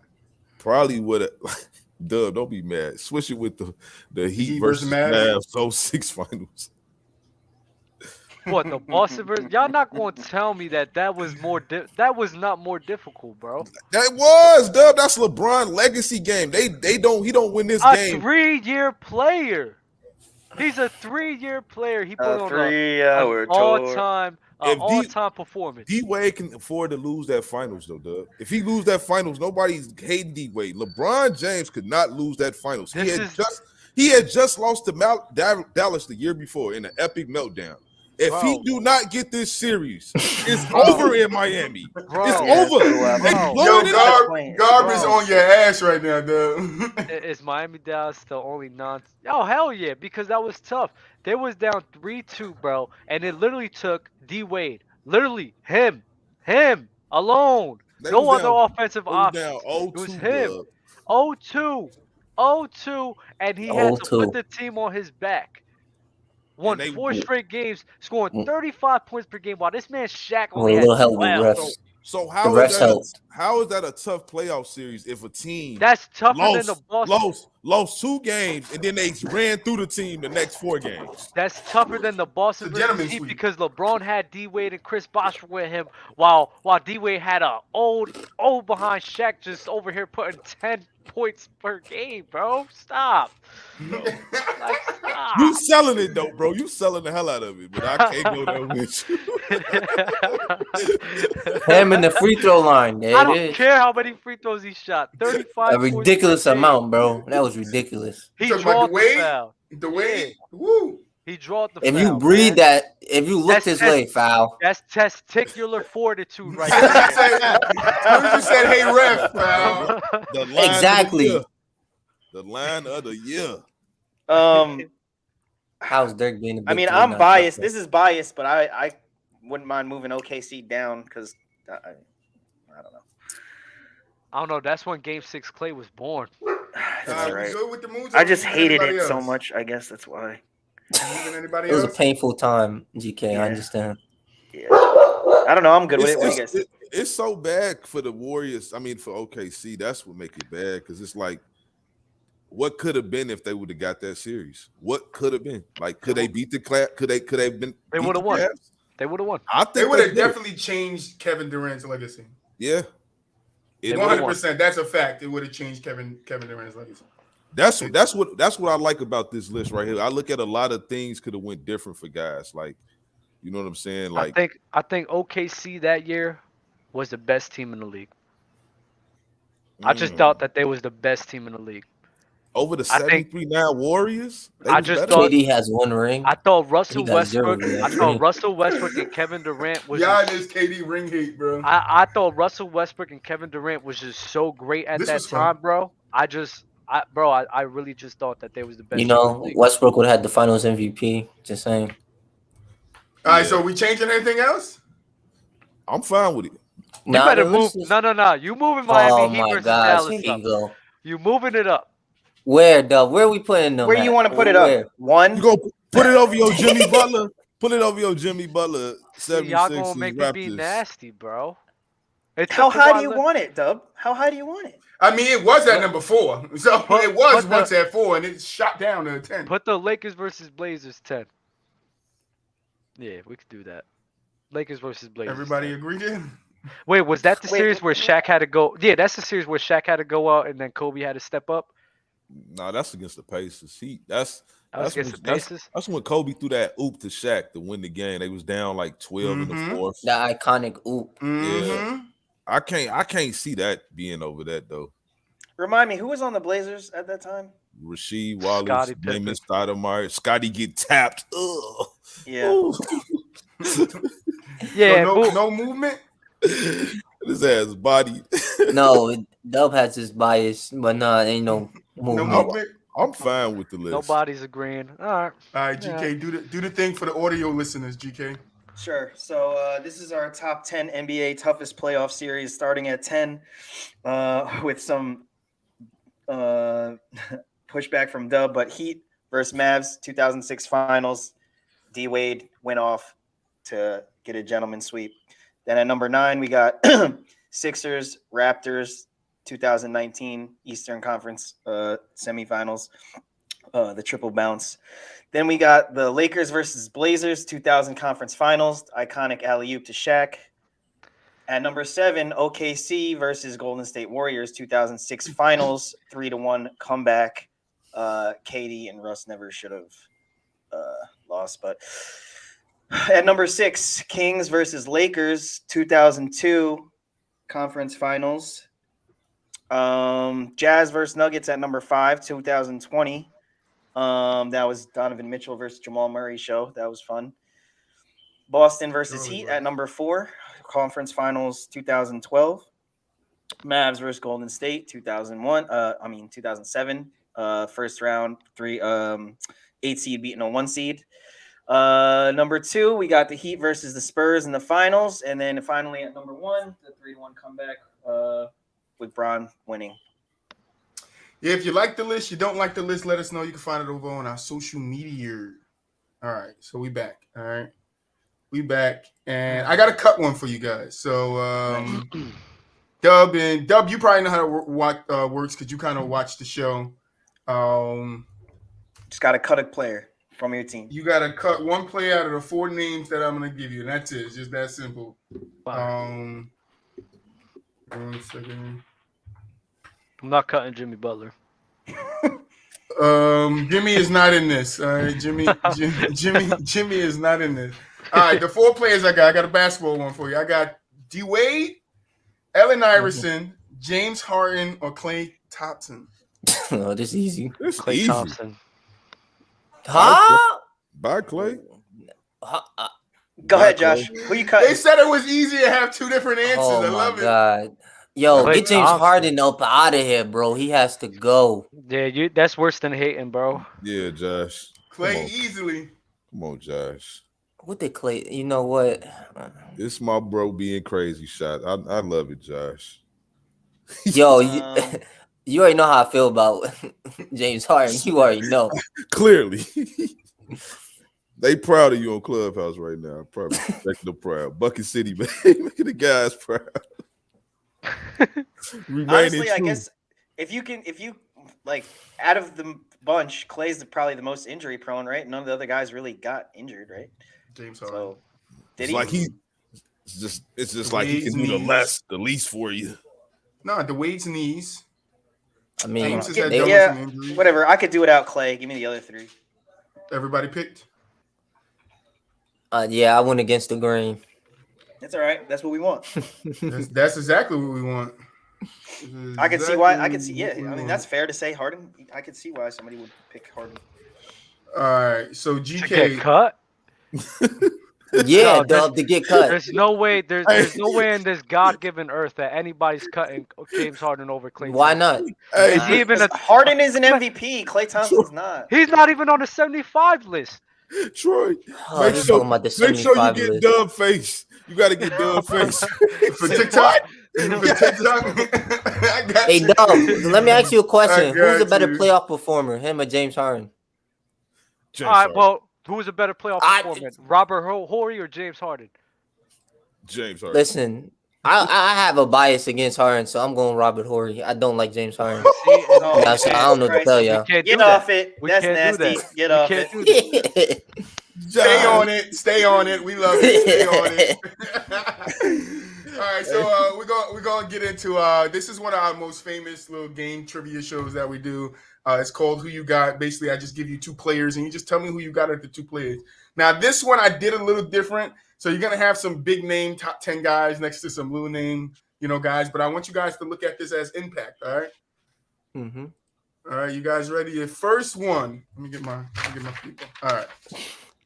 Your first one is Yao Ming or Dikembe Mutombo. Who you got? Are we going in order from top to bottom on the screen? Yeah, you can do that. Okay, yeah. Josh said he got Yao. Yeah, I'm taking Yao. Just so you know, Dub. Yeah, that was a terrible argument. I was over here. I was trying to beat this guy in chess. Give me Yao. All right, so I write this down. So Josh, Yao, BooWop, Yao, GK. Yeah, I'm taking Yao, bro. GK, Dub. He's about to be nasty. I could tell. But It ain't gonna even be nasty though. It's tough. Yeah, is it prime? Is it like the prime? Because like Yao Ming's prime, I'll probably go with Yao Ming's prime, but Dikembe did it longer, so it's like it's tough. Normally I'll let you guys pick off what you want, but I kind of want you to do impact on this one. But it's up to you if you want to go with your own criteria. I'm going with Dikembe Mutombo. Yao Ming gets hurt too much. Off of impact. Oh, no. Dub gives us the split. I like That's splits. fine. I don't have GK a would problem. tell you. All right, the next one. Hakeem Olajuwon or David Robinson? Impact. Who you got? Hakeem, easily. Not even close. There's this king. This needs to be unanimous. Like I'm not. Should be. It's some easy ones in here. I love David Robinson. No, David yeah, Robinson that's my problem. Is like that's why I put him against him from a fan thing. Like I like David Robinson better, but I just don't know that I can't. I mean, you can't choose David Robinson here. No, you just can't. So it's a split. It's unanimous. No, unanimous. Hakeem. Because no matter how you swing it, even if I use my pickup game thing, I'm still. There's no you picking Hakeem every time. You taking Hakeem, right? Alonzo Mourning or Patrick Ewing? Give me Zoe, man. Give me Zoe. Whoa. Dude. Come on. The man who can actually make layups. Come on, Josh. Come on, Josh. Bro, he went to 2 finals. I see Euro enjoying this one too. Thank you, Euro. Appreciate you. Josh, listen, we talking about impact. I'm taking Alonzo over Patrick. God, I'm sorry. bro. We talking about impact. Strictly impact. We ain't talking about nothing else. Yeah, but what do you mean by that, Josh? Because if you add or subtract Patrick from a team or add or subtract Zoe from a team, the difference in the win-loss column, Patrick's going to is going to affect the win-loss column more so than Zoe. I feel as though we talking about impact. I think Zoe impacts the team more than Patrick Ewing. All right, why? Because the team. Why? He hasn't even made it to the finals, bro. Yes, he has. Until he was on my 2006. You was finna say so Miami, we're right? measuring it. Yeah. So we're talking about impact based on going to the finals, dub. Like, come on, bro. Bro, the dude, you're mad at this guy for not performing against who? Hakeem Olajuwon and Tim Duncan, bro. What you guys want him to do? Dub going against a Heat fan. What you mean? That's why the impact. Come on, you can't. You the man, right? He's supposed to be the best player, so I want you to perform. Hold up. You got Pat too, right? You got Pat too. Yeah, I got Pat, man. All right, so Boo, GK got Pat. Dub, you got Pat too? I'm going against Patrick Ewing, bro. Josh is nasty. Come on. Josh is nasty. All right, this one is good. This next one is good. I'm looking for Euro in the chat. All right. Dwight Howard or Pau Gasol? You're not doing this, bro. I'm going with Pau. I don't even care. Josh.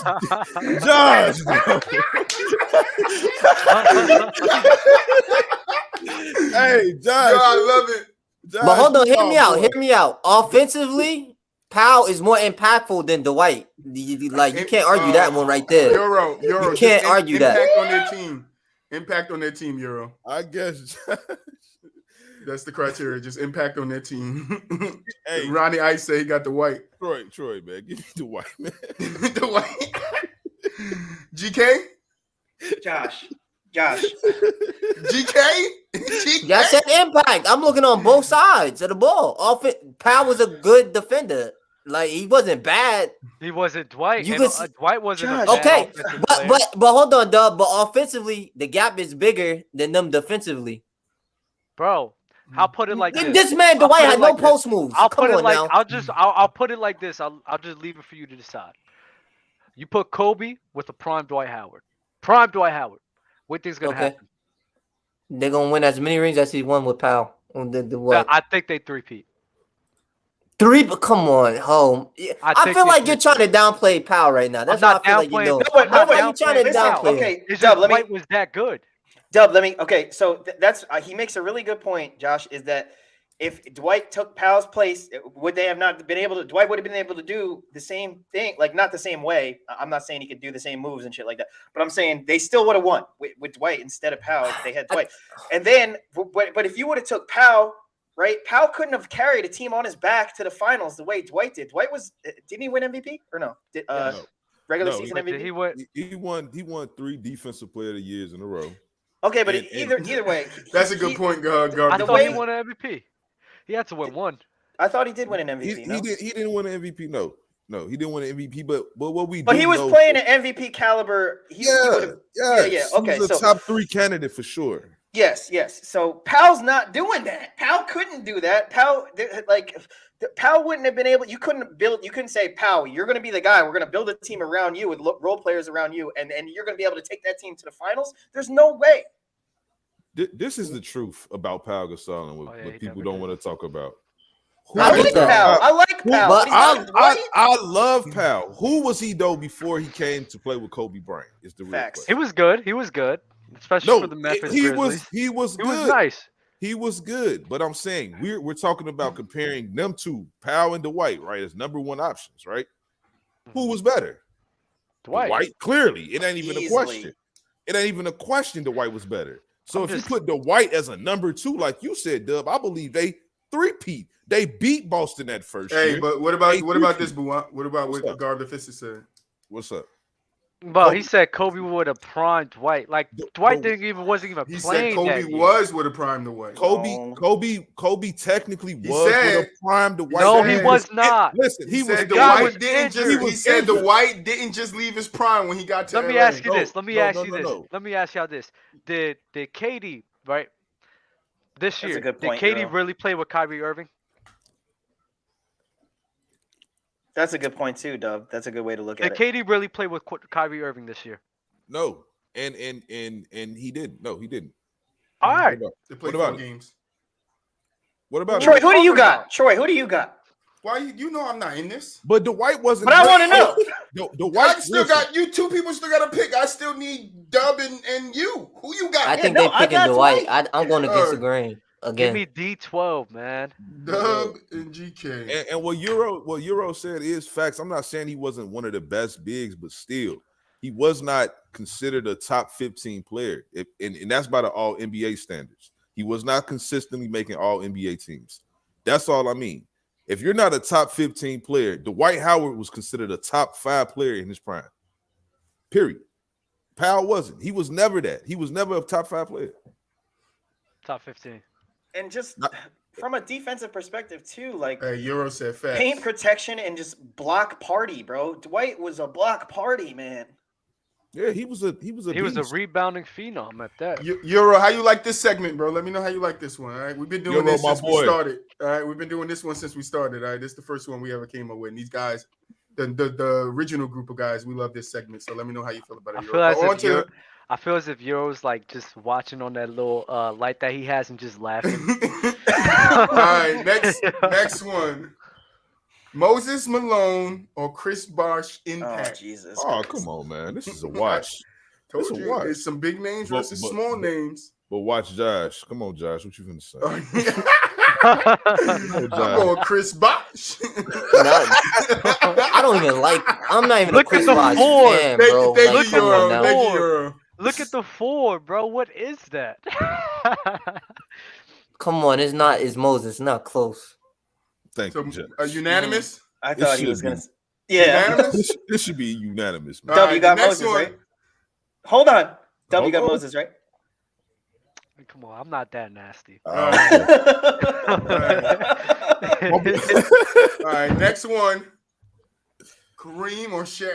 Oh, Kareem. I'm taking Kareem. He said it fast. Give me Shaq. Woo! We got the split. Boo. Oh, wrong place. BooWop. Josh. Dub and GK. Euro. Who you taking, Euro? This is a good one, Troy. I know. That's why I put it in the middle. I put it dead in the middle. Kareem Ronnie, I say taking. So Kareem. honestly, I'm on the fence, and just because I'm more of a fan of Shaq, I'm just gonna pick Shaq because of that. Yeah, I'm gonna pop Euros up on the screen because you know you're a staple of the show. Shaq, always Shaq, because he's Shaq. GK has Shaq and then Dub.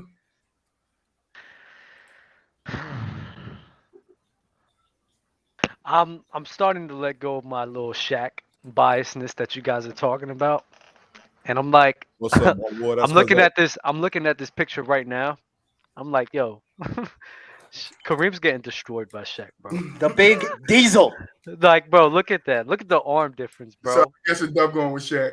I'm going with Shaq, bro. It might be hard, from his player's choice comments, but he going with Shaq. And you know what? Now I need player's choice. Now I need to, because the way I think about it is like this: Magic and Kareem played with each other, right, for like 9-10 years. Imagine if Kobe and Shaq played together for 9 or 10 years. That's what I do. I always love using that.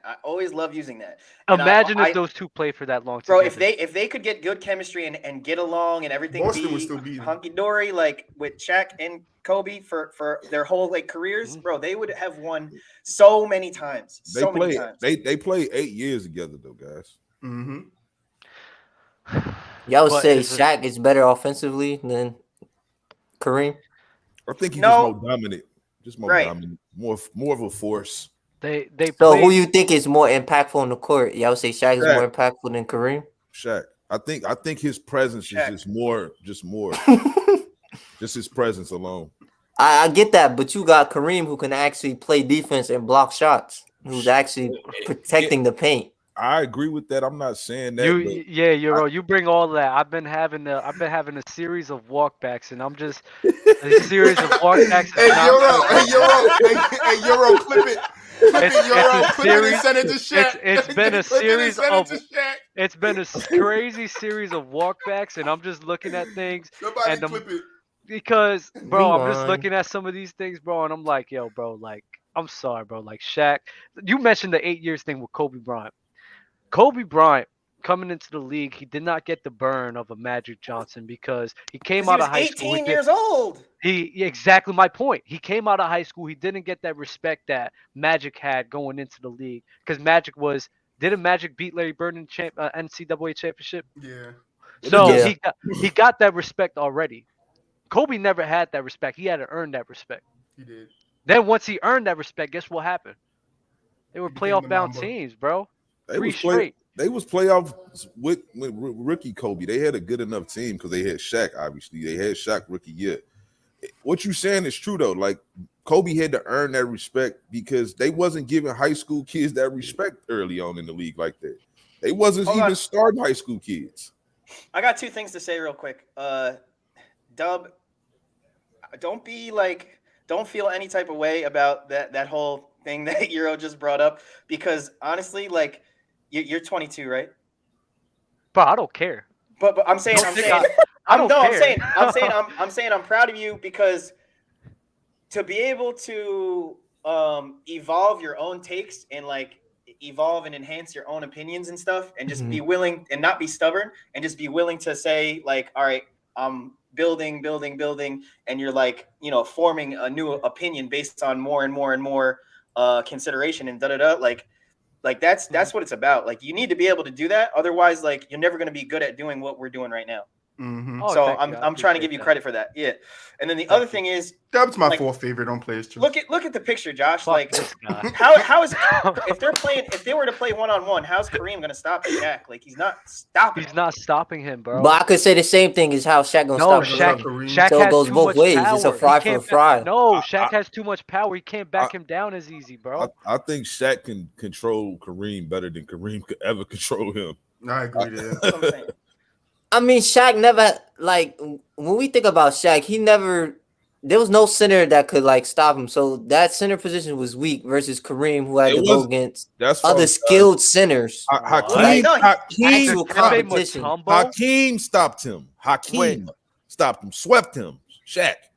Yeah. He didn't even stop him. You see what I mean? Tim Duncan. That's Hakeem though, Josh. That's not Dikembe Mutombo. Like, Yeah, come Kareem, on, bro. Kareem couldn't. I'm talking about like prime Shaq. I'm talking about Lakers Hey, Shaq. Roddy Ice got. That I think he wants us to move on. All right, it was about it impact. No, Not you're right. You're right, Roddy. But I'm just saying, like, you're not wrong. But We're talking about impact. We Josh, just look at the arms, bro. He said one Shaq arm equals Kareem. Yeah. All right, next one. We got Chris Webber or Amari Stoudemire. Impact. Who you got? The next one, Dub gonna love it. So chat, get ready. Chris Webber. Give me Amari all day, every day. I don't. We're talking about impact. It's a very good one. Chris Webber is. I want to know what BooWop is gonna say. I'm gonna say Chris Webber. Oh, you guys, you all are on Webber. I think Chris is more of a ceiling and floor raiser than Amari. So Josh, you taking Chris too? I'm leaning more toward Chris. You on your own. Euro, who you taking? Before I move on, Euro. I think he's gonna say Webber. Before I move on, Euro, who you taking? Because this one about to get spicy. I love Chris too. But... Dub, you ready? What's the next one? I'm man. D Wade and James Harden, I bet. Nah. I'm gonna move on. Is Joakim Noah or Carl? Jesus motherfucking God. This game, I don't even want to play this game. I didn't even know Dub was coming on today's show, but it works out so perfectly, bro. It works out so perfectly. Euro, who you got? I don't even know how to answer this. This is gross. I'm thinking in terms of ceiling and floating raiser. Y'all said impact, right? Yeah, it's impact. Noah. You could, he's more impactful than Cat. I'm sorry. BooWop and G. I hate you for this. I don't want to pick. You're making me pick one of these two? Holy shit. It's offense versus defense. And I guess we're throwing a little bit of playmaking for Joakim Noah. I guess I would say Noah because like when we saw Noah being the best form of Noah, that was probably doing more for your team than I've ever seen Cat do for his team. So when I'm looking at it like that, I'm Noah. Dub, I hate this fucking question. Get it out of here. Great question. His offense. So is everybody gonna know? Is unanimous, BooWop? Yeah. You almost said boo boo. I'm gonna say boo boo. You caught me. You caught me. I'm gonna say boo boo. Hey. Yo, if G Baby was on, I would have been like Cat. Because he would have Dub and G Baby. And you know what? G Baby wasn't in the chat, but I think when we went down, he thought we ended. So talk to us, boo G boo. Baby in with us. It's I like he fucking but it's sad that it's Noah easily though, like because when I think about it, it's like Joakim Noah is a better defender. Joakim Noah is a better playmaker as far as passing the ball to me, and Cat's best part of his game is what? Scoring, shooting and the ball. and it's non-impactful. If we're just being realistic, it's not impactful. We're going 3 hours today, GK. Just to let you know. It's fine, bro. Like, look at this damn picture. Get it off my screen. Get it off my screen. All right, GK does not like next Noah. Next one, Tyson Chandler. Oh my Lord, another nasty DeAndre one. Jordan. That's tough. That's actually very tough. It's not tough for me. Give me Tyson. Give me Tyson. Not biased. Tyson. Okay. I mean, yeah, I was gonna go with. I thought I was the only one that was gonna pick Tyson. Honestly. All right, another unanimous. All right, next one. Next one. Oh my God! Wow, stop! Disgusting, Next bro. Next one. I would like to announce my retirement from FromTheSideLine. Oh my God! Next. If I could choose one, listen. It's Big Z. It's Big Z slightly. Big Z slightly. That's this is the same thing as Noah and Cat. No, this is offense. This is severely worse. Like, oh my God, bro. I don't even want to look at the screen right now. Yeah, bro. get it off my screen. I'm about to shoot a TikTok, bro. Like, give me oh the my name. God. Give me the name. I don't know. Big I don't Z, know. Big Z by like 2%, just slightly. It ain't even that much of a gap. I knew this one was gonna hit like this. Varejao is so replaceable because he just plays really, really hard. Give me Big Z, man. Yeah, give me Big Z. Give me Z. Everybody going Z? Everybody going Big Z? Yes, that's the only one that makes sense. All right. This one's better. I promise this one's better. All right, Tim Duncan or Jokic. Okay, thank you. Finally, something decent. Stop. Now we're talking about just impact. Oh, this one not is even a little hard. bit. Yes, it is. Hard. How is it hard? Who you going with? It's Tim Duncan. We're talking about impact. You're talking about impact, right, Joker? Dub. Basing this impact off of one season. Let's hear the answers first and then argue. Everybody go. Go ahead, GK. No, you guys go first. Oh, okay. They playing ring around the rosy. Hey, this is easy for me, Duncan. I knew you were going to say that. I want to know what Josh is going to say. Because this one. Go ahead, Josh. Say it with your chest. I got 2 Duncan. Oh, this is. I'm gonna go Tim Duncan slightly. Give me Joker, bro. Give me Joker. If you got a problem with it, I want the smoke. Come on. Because GK has a point. If you're talking about impact, he has a point. Joker's not playing with a second and third option and carrying the team. What are you talking about? Impact, Go ahead, Doug. Tim Duncan's impact led to rings, led to championships, bro. Greg Pop was able to make that system because of who Tim Duncan was as a player. Hey, Doug, can I ask you a question? What? Let's say he doesn't. Let's say Manu and Tony Parker is hurt. Do you think he still is able to win games? Yes. Okay. Like Joker is not playing with his second and third best scoring option, and his bench is atrocious. Like the worst bench I ever seen. So he bases this off of 1 year. Dub, you don't think Joker could have done what Duncan did if had Joker been in Duncan's circumstances? Joker's not capable of doing the same type of stuff? No. Why? I think so. I think so, but not to the degree. Go ahead, Doug. My fault. Because of Tim Duncan's impact on defense. Tim Duncan's impact on defense was one of the best we've ever seen, and Jokic cannot replicate that. Regardless of whatever scoring bag that he has, that's inequivalent to what Tim Duncan pulls on the defensive end. But can I replace that with playmaking? Can I say the playmaking to his defense? I'm gonna tell you exactly what Dell said last episode.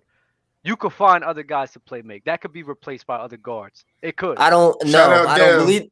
Hold on. In today's era, no, I don't believe that because all the guards are score first. You see Fred Campazzo. You see Fred Campazzo over here. Is he good? You acting like he's good. You talking about playmaking? You talking about playmaking? It could be replaced by somebody else to do that. While Jokic worries about not at the level he is with his IQ and at the level he's doing it. Come on, I mean, I'm not gonna make you. I'm not gonna sit here and disagree with that. All I'm saying is that it can be replaced. I would trade some of that passing for some defense any day of the week.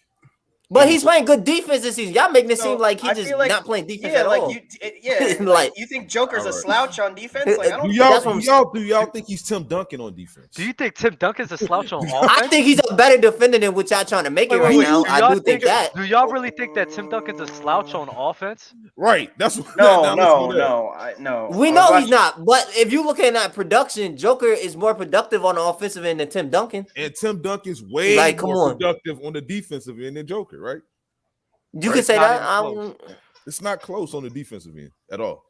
This is kind of offense versus defense thing. Listen, with the offense, it's a discussion. Like so, Jokic is playing against Joker the edge. Jokic is playing against smaller big men. He's playing against small players in general, which is easier for him to score. Tim Duncan, he was going against guys his height for the majority of those games. Joker is carrying a team right now by himself. He's literally carrying that team. Okay, he can't even afford to have a bad game. Dub, let me ask you this. Okay, Dub, you're doing really well in this argument right now, and I'm having a hard time. But let me ask you this. I got one more punch to throw to see maybe. Okay. What do you think the amount of difference by subtracting Joker off of this team for this season, the fall off versus like if you would have done the same for Duncan? Like, okay, don't you think the Spurs still would have been decent and not really the win-loss wouldn't have changed as much as the win-loss would change when you subtract Jokic from his team? I get that point. I really do. I understand completely. But I mean, when Luka Doncic was getting hurt, nobody expected the Dallas Mavericks to be winning games. When Ja Morant got hurt, nobody expected Memphis to go on a crazy run. So I don't know.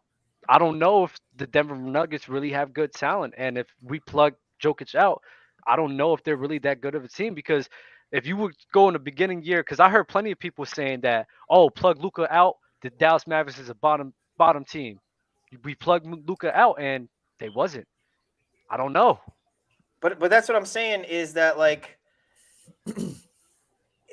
the Nuggets need Joker, I think, more than the Spurs need Duncan. Like, oh my God, I don't think so. that's nasty. I don't, because That's the nasty. whole object is winning championships, and they needed Tim Duncan for all no, of for that sure, that for sure. success. But don't you don't so. But what I'm saying is, if the Nuggets didn't have Jokic, they wouldn't even probably be a playoff team. And I get you with that, and And I you're think the not wrong Spurs to may assume have that. still made the playoffs without Duncan. Like, I think No, they were still good enough. And I agree with you the with that. Spurs was they had the first round draft pick, right, for a reason, because they was ass the year before they drafted Duncan. I mean, they tanked to get him. They were making the did. playoffs. They didn't tank. I don't think David Robinson was playing David like that, Robinson got hurt. That's how Yeah. you lose a player like David Robinson, you should be ass, and they was ass. But GK, my rebuttal to the statement that you're making, I said like in the beginning of the year, I didn't expect the Dallas Mavericks to be able to win games without Luka. I didn't expect the Memphis Grizzlies to go on a run without Ja Morant. Right. So it's that's what I'm like, saying. I get you. so it's hard for me to say like, yeah, we take Jokic out, they're trash, because there's a lot of teams I thought was going to be trash and they wasn't. Right. Dub, you know, the Jokic did get injured, and that team they went like 1-3. You know that, right? They lost the majority of their games without him being on the what court. Jokic did last night was crazy too. I just want to point that out. Like, It was a crazy four game window. they're not going on a win streak like the Memphis Grizzlies is. That's not happening. No, but to sit here and say that they're right now what? Even with Jokic, they're in the playing game, right? They the 6th seed, I think. They're the 6th seed. Yeah. What's the record? They like 35 and 29. So I don't something like that. 35 and 29. And then So we talking about the drop off without Jokic. We will all want those guys as our main They players. 38 and 26. 38 and 26. So if 6 seed. Jokic isn't out, I don't see them drastically becoming a bottom tier team. I don't see that. I think they will be fighting for playing. Listen. They'll probably be Hey, fighting Dub, for can you playing. name me their best player on Denver right now? Who's their second best player? Probably Aaron Gordon. Monte Morris or Aaron Gordon or Will Barton. Morris or Gordon. So hold Will up, Barton is their best player. That's their second best player right now. You remember how you're talking about how Wade had to like basically go Super Saiyan mode in order to win the 06 finals or whatever, right? Mm-hmm. So if it was a similar thing and it required like Duncan to turn up or Jokic to turn up to have to like just go more of a beast mode, you're in that type of scenario, you would rather have Duncan to be able to elevate and fight and be able to drop 40 or whatever versus having Jokic be the one to turn up and have to carry. Like you're saying like Duncan could probably trust Duncan. Okay. I trust Duncan. Okay, that's fair then. You're consistent with your argument. That's fair. What about you though, GK? I got a question for you. What do you value defense? Yeah, I do. Honestly, I'm not really I get you guys. I mean, that's all I'm saying, because like when we take both these players off their team, they're not going to be the same, right? You take Duncan off the Spurs, they should be a bad team, especially if you're talking about rookie Duncan, like, or whatever. Like, he won the title in his second year. So if you take that guy off of that team, they're not going to win a title. And of course, if you take Jokic off his team now if you switch Jokic, I don't believe he necessarily do what Duncan did. I don't believe he can't play defense as well, and I agree with that. And if like that's gonna be the main point to win, yes, then like you then you're right. And then, but let's not forget, we can get off it. I just wanted to throw some punches right here. I just need to say this one thing because you asked me about who I trust. Like Tim Duncan against the Lakers, bro. Like he was showing out, like dropping 36, 37 points a game, 30. Like he showed out and stepped up in those moments. He gets better in the playoffs. That's what people don't want to talk about. Like Tim Duncan coasts through the regular season, and then when the playoff starts, he's a different player. And what Garp saying, Garp say Jokic is not a bad defender and clearly a better offensive player, which we all agreed on. But Tim Duncan is a very, very, he's like one of the best big, like it's like he's a top 5 defensive big of all time. Yeah, he's hard to score. That's top the, 3. that's the, I mean, top 3, top 5. I got Hakeem and Bill Russell, but Ben Wallace, them guys, he's in that breath. Dwight Howard, he's in that breath. Yeah, no, I can't. I know I can't win this, Josh. We can't win this. We can. All right, last one. I wanted to try though, because that's a good one. Al The Jefferson. fucking Joakim Noah. Oh my God. Or Anthony Davis. Troy, you get nasty, man. Yo. We all have a consensus answer, man. We all know who is the more impactful player. It's not close. Watch Josh though. What you finna say, Josh? Oh, it's Reggie Bullock right there. Reggie Bullock. Holy shit. You guys are crazy. He said it's Reggie Bullock. Oh man. Not Julius Randle right there? It's the Lakers trainer, the guy that's helping AD. The Phil guy right Handy. behind him? I mean, it's really Phil Handy, you know. You guys are nasty. Who you got? Wait, no. Al AD. Actually, let's do this. I'm ready to do this. Maybe I'm gonna try. I did this because GK spoke so highly of Al Jefferson last episode. So Yeah, like, give me all right, Al. Go ahead. Let me see what I'll he's die going to do if on I that put hill. him against DK. Let me see. I'll die on the hill. Let me I'll see. die on it. Let's go. Let me hear everybody else say AD. Go ahead. Y'all better Jefferson put that plays on so he has TikTok. more impact. I mean, That's exactly what I was get gonna it. say, Garp. AD can't play, so if he can't play, what type of impact is he making? What type of impact is he making right now on the Lakers? Bro. A negative Who one. you got, BooWop? He's impacting them negatively. You got Anthony Davis, BooWop? I'm gonna let Josh answer. Then I'm coming. Yeah, I'm sticking to. I get that argument. AD is still the more impactful player. When healthy, he's more impactful than Al Jefferson. When healthy, We all that's know a this. preface. GK, I need I'll to live with it. ask. I don't remember who you picked. Did you pick Yao Ming or Dikembe Mutombo? Yeah. You think y'all mean? But it's the same scenario. This Dub be catching people. Look, Dub could win on from the sideline. This ain't play to it. He could win on here, GK. It's the same scenario. Let me think about that. Though. See, I had to be consistent. I already know how Dub think. He being consistent if he taking Al. He's no, because he picked Yao Ming. Right. He picked Yao Ming versus Dikembe. But, And Yao Ming was for injury different prone reasons, like though. But for AD. different reasons, though. right. Okay. But I would argue this though. Hey, Chad, who you taking, Chad? Al or Anthony AD? Davis is clearly more athletic, right? So Yes. there's that. Mhm. But like Ooh, as Garb a finesse scorer, like Al could score the basketball like pretty. Al Jefferson was Hey, raw. Garb Kwame is Greg Brown. Oden. Liked Al Jefferson, but I'm it's going like, Greg Oden. I'm going Greg I Oden. mean, you're not gonna discount the years where AD was, carrying the low force team for the Pelicans, even though he was getting. All right, hurt. I'm going down the line. I'm going down the line. Josh, who you But said wait. Anthony Davis, Of course. AD. BooWop, AD. AD, GK, You got Al. Al, Big Al. Yeah, give me Big Al. But wait, so let's get back to the Yup. to the Yao scenario versus this scenario. AD. Mhm. He's got AD, obviously. So Josh, and Boo. Yao's career ended because of injuries, right? Like Mhm. Yes. for during the stretch of his prime, though, he was able to he played most of the time, right? Yes. But He with kept. AD, He only had 2 playoff series with Tracy McGrady because of injury. Don't get me started with T Mac. So, but okay, how? I'm just asking though. I don't know. First of all, how many years has AD been in the league now? Okay. He's about to hit 10. Yeah, I was just about to say Okay, about 10 so years. of the 10, how many of them did he play like a full season and nobody was talking about, oh, AD's injured or something like that? Like how? I don't think he has played a full season without being injured. Ever, I think he's been injured almost every year. Okay, so the same can't be really said for Yao. So it's not that you're trying to say it's the same, and I get why you would say it's similar, but it's not the same. So the thing with AD is like he's always having some tweaks and yes, but the dude's playing like 60, 70 games consistently throughout his career, like consistently like 67 game mark, like for his whole entire career. So it's like if I know that he's really just started really getting hurt, and I mean hurt within the last 5 years. But before then, like he was playing 60 or 70 games consistently.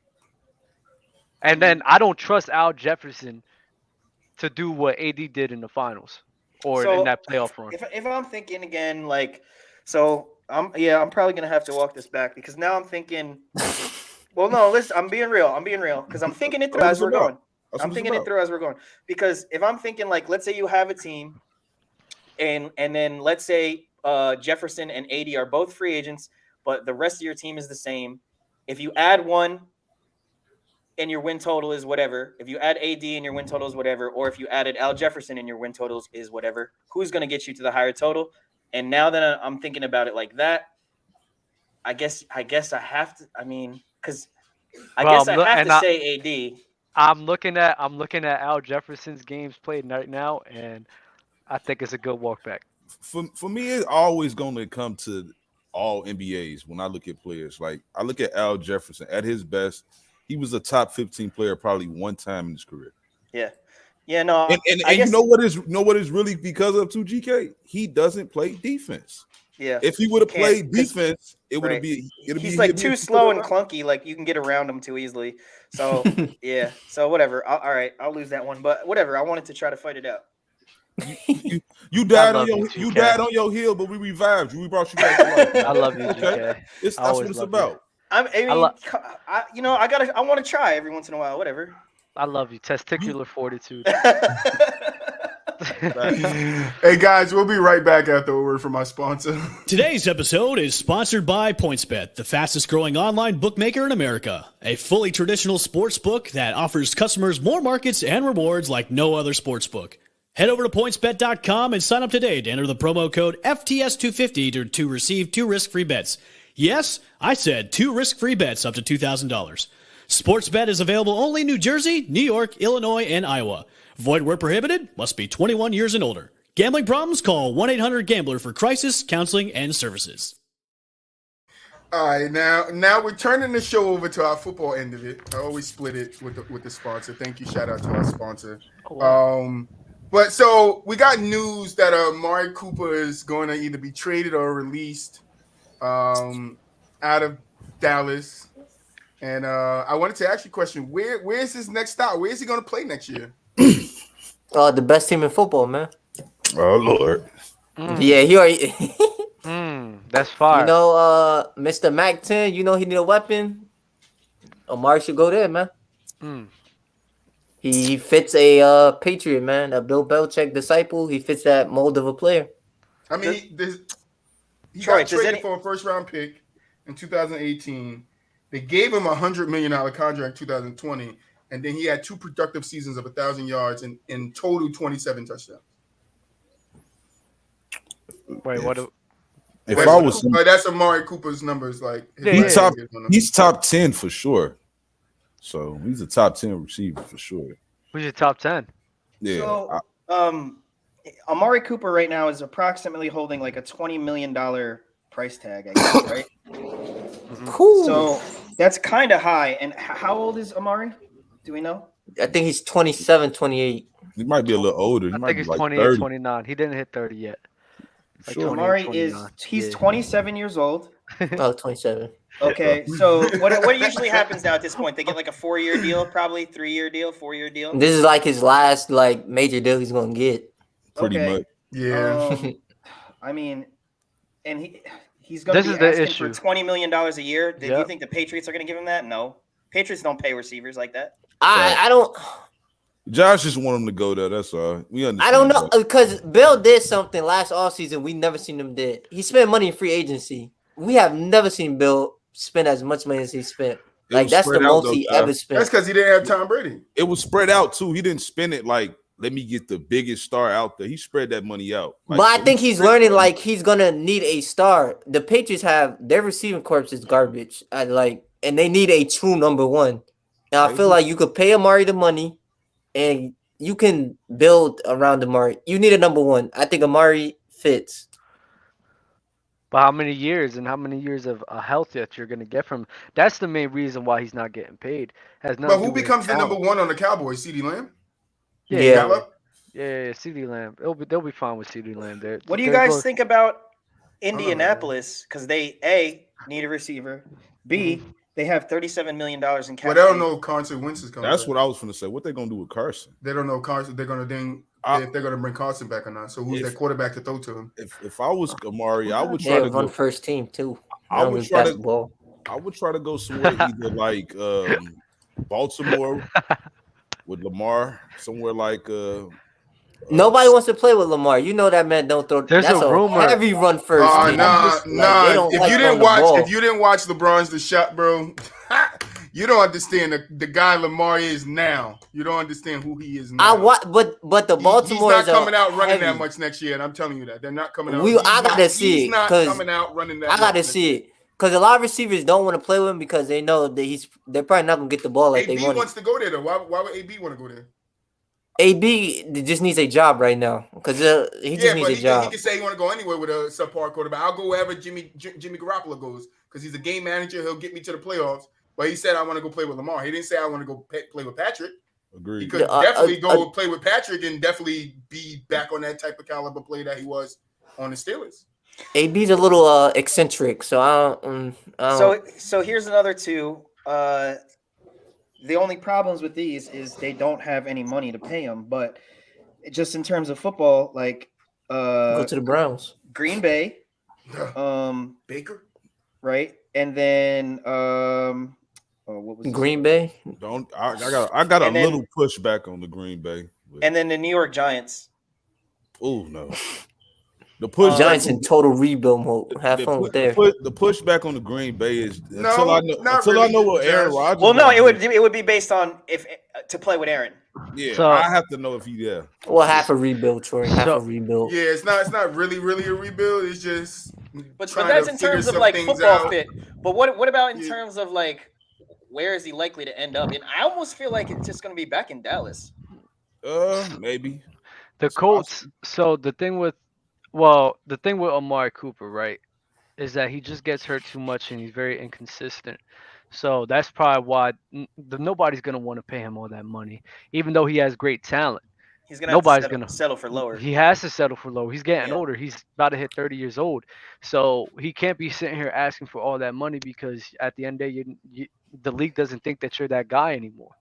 Now, if you put him on a team like the Colts, if the Colts pull off like a blockbuster trade for like Russell Wilson and stuff, yeah, okay, that would be a great matchup. But I mean, I think the Patriots would be a great option for Amari Cooper, but he needs to take a pay cut. He's not getting that money nowhere. Nobody's paying him that much money.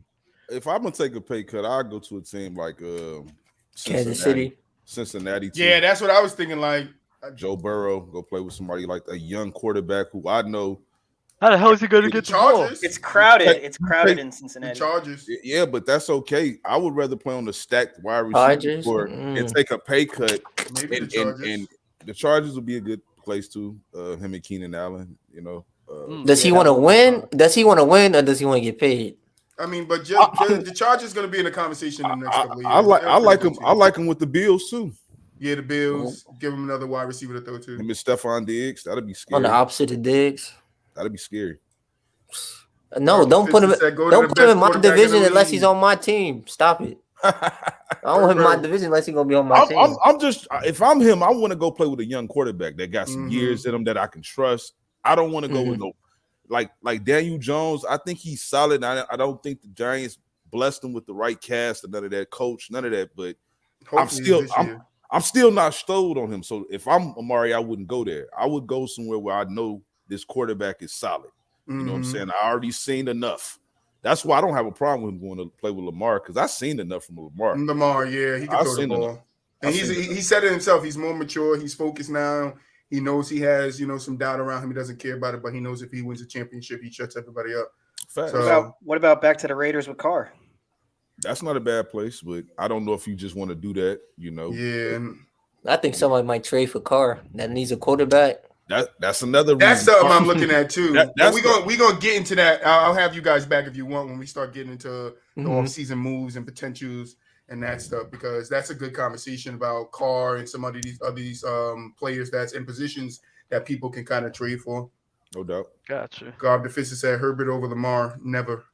Never in life. Never. I can't All right. see it. Coaches. Who you guys think has the most pressure this year? What coach? I'm gonna go with my Giants because it's our third coach and what, GK? You can tell me better. Our third coach and what? We still paying 5 coaches or fourth? We're still it's like paying your 5 fourth coaches. coach. Fourth coach within 5 years, I think. So ridiculous. Yeah, I think something crazy. I think our coaching staff, whole staff is under a lot of pressure because. But ain't it a new coach? No, we just got one. Right, that's what I'm they saying. fired him. He came back to us. He came back to us. No, I'm saying who?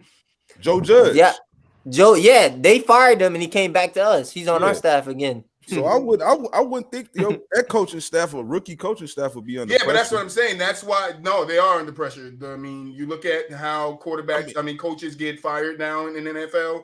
1 season done, 2 season done. That's pressure, bro. You got to show some type of improvement in that Giant squad to show that you know what you're doing, or the owner-ups are going to be looking to move you again. And we know that that's with every team. So that's what I'm saying. My squad has that pressure because the questions are still out on Danny Dimes. We don't know what's going to happen with Saquon. We want Sterling Shepard to take a pay cut. We don't know if he's going to want to take the pay cut and stay with us. We don't have another one wide receiver. We don't have an O-line. Like, our defense is silent, but no, I hear you. I hear you. I think Pete Carroll is under pressure because there you go. They haven't really made huge shout out Garb the Fisted. That's a great answer. Strides or whatever. Like, so if I feel like if in Seattle if there's nothing, if they don't show signs of improvement or whatever, like he might have used up his time there.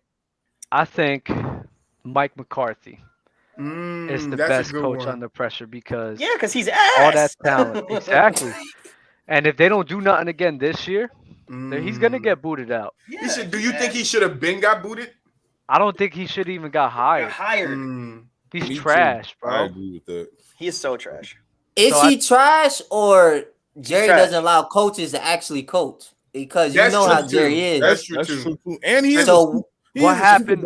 I mean, bro, if you have a rep sheet like Mike McCarthy, he is. Where you had a guy in Aaron Rodgers and people all of a sudden want to hate on Aaron Rodgers all of a sudden. You had a guy like Aaron Rodgers for years. Just because he's losing to one team, bro, does not mean shit. Honestly, just because the San Francisco 49ers, they have such a physical defense, and Aaron Rodgers he can't handle that. But when you look at a lot of times in which when you look at a lot of times in which Aaron Rodgers lost, bro. Aaron Rodgers, bro, he did what he can do. Now, Dub, let's talk about this. Last season, he wanted the home games and playing the snow. He said this is the best thing we do. What does he do in that game versus the Niners? Yeah, what does he do though? No, he looked stupid. Yeah. And whose fault is that? That's his fault for contradicting himself like that. No, but here's the thing. Here's the thing to back to what Dub was saying. How are you going to be the head coach of a guy who is in the running or winning MVP year after year after year, and he's in his prime back then, and you lose your job?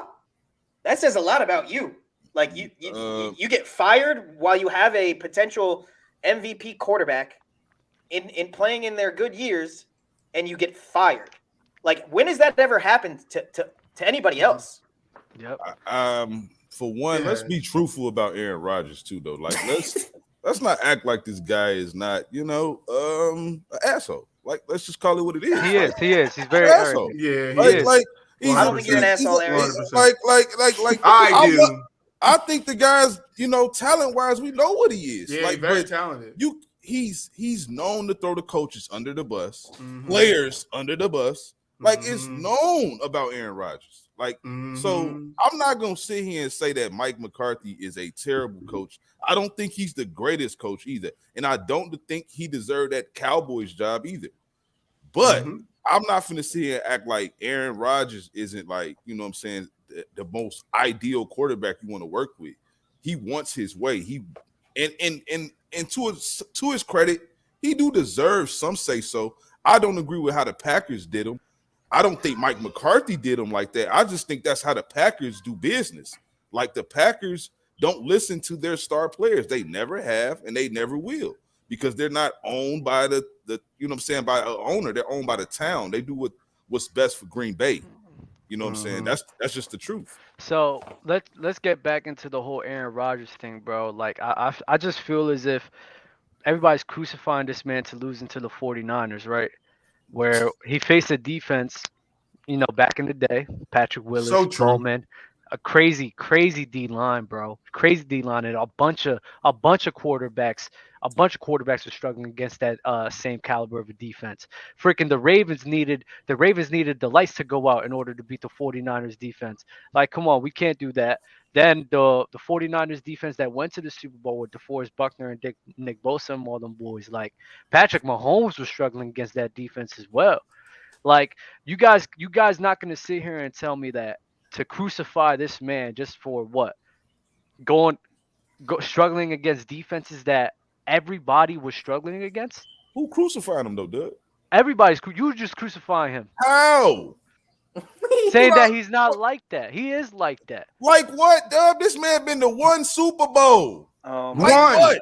Okay. What he like? Okay. No, you tell me. Besides hey, those guard other, back on your neck, Doug. Besides all those other, I know I see him all the time. I'm used to it. But besides all those other times that he was losing to the Niners, right? What other series can you sit here and say like, damn, Aaron Rodgers, you could have done more? I don't really know. All I know is there's not a lot. That's why. I agree with Doug. Put context to the most recent loss. No. Like, it's special teams. Like, come on, let's be real. Okay. Did he only score like that 9 wasn't on Rodgers. That wasn't on have Rodgers. like 9. It was on the MVP. Yes, it was. He was the MVP. Did he have like 9 points? He didn't they put up like 9 points. Stop it. Them excuses, like, come on. man. Oh my god. This is they missed the field goal. He's not the kicker. Aaron Rodgers, like, people love to get this man all they want to praise him. Yes, he's great. But goddamn, he lost to a team. He lost to a team that 49ers. Like, Dub, you trying to make it seem like the 49ers is the Patrick Willis 49ers. This team is not the same team. Didn't nobody even think the 49ers was making the playoffs early in the season. They was looking bad. Bro, 10 points. It's not a tennis match. Like, he's not playing all the positions. They made it hard. They made it hard for the Cowboys to get off. They made it hard for the Packers to get off. They even made it hard for the Rams to get off, bro. They were a great. But he's that guy, Dub. So I don't want to hear these excuses about this defense. What you he's mean? That guy. If everybody's struggling against them, bro, what do you think that defense is? It's a testament of what that defense is, bro. If everybody's struggling against them. Listen, get the job done. Especially in poor weather conditions. Bro, Hold on, he wanted that. He said they play their best football in snow. And that's so where that's he was on him. nasty. I don't want to hear but that. I seen this guy Garb the Fish say Eli beat the Niners defense. Never forget. He scored 20 points, bro. Still beat him. He scored 20. They were struggling. And what did Aaron Rodgers give you? They were struggling, bro. What did Aaron Rodgers give you? I got you. It's on the screen. 10 points. 10. Come on, man. Dub, stop. Where were they? Stop. Where were Stop calling him. It's okay. Yeah, that's true. That's true, good. Stop calling him. It's okay, Dub. Where were they, though? Where were they? 1 year is fine, Dub, but 12? Come on, man. 12 years. Let's. You know what I'm gonna do? Whenever I get into this debate again, I'm gonna bring out all the other times that Aaron Rodgers lost, and y'all gonna really see how crazy y'all sound. It's some Dub. It's even if it's shootouts, right? It's some games he done been in some shootouts. He done lost. He done played well. The end of the day, a man of his talent, like I said, I'm not saying even go to more Super Bowls, because I'm not saying we know football is the ultimate team sport. We get that. Okay. Yep. But let's get into it. It's too many games. It is too many games. So Peyton Manning, right? Peyton Tomorrow Manning, right? No. Peyton Manning, right? Overrated. He went to the Colts, made a Super Bowl and everything, right? Then he goes to the He's Broncos, overrated. makes it to the Super Bowl and gets completely annihilated. Who the hell talks about that? Peyton Manning's overrated to me. Peyton Manning gets annihilated. But we're not about to get into that. And then the last Super Bowl, he that's won gonna be because a whole of his other hour defense. if we start talking about Peyton.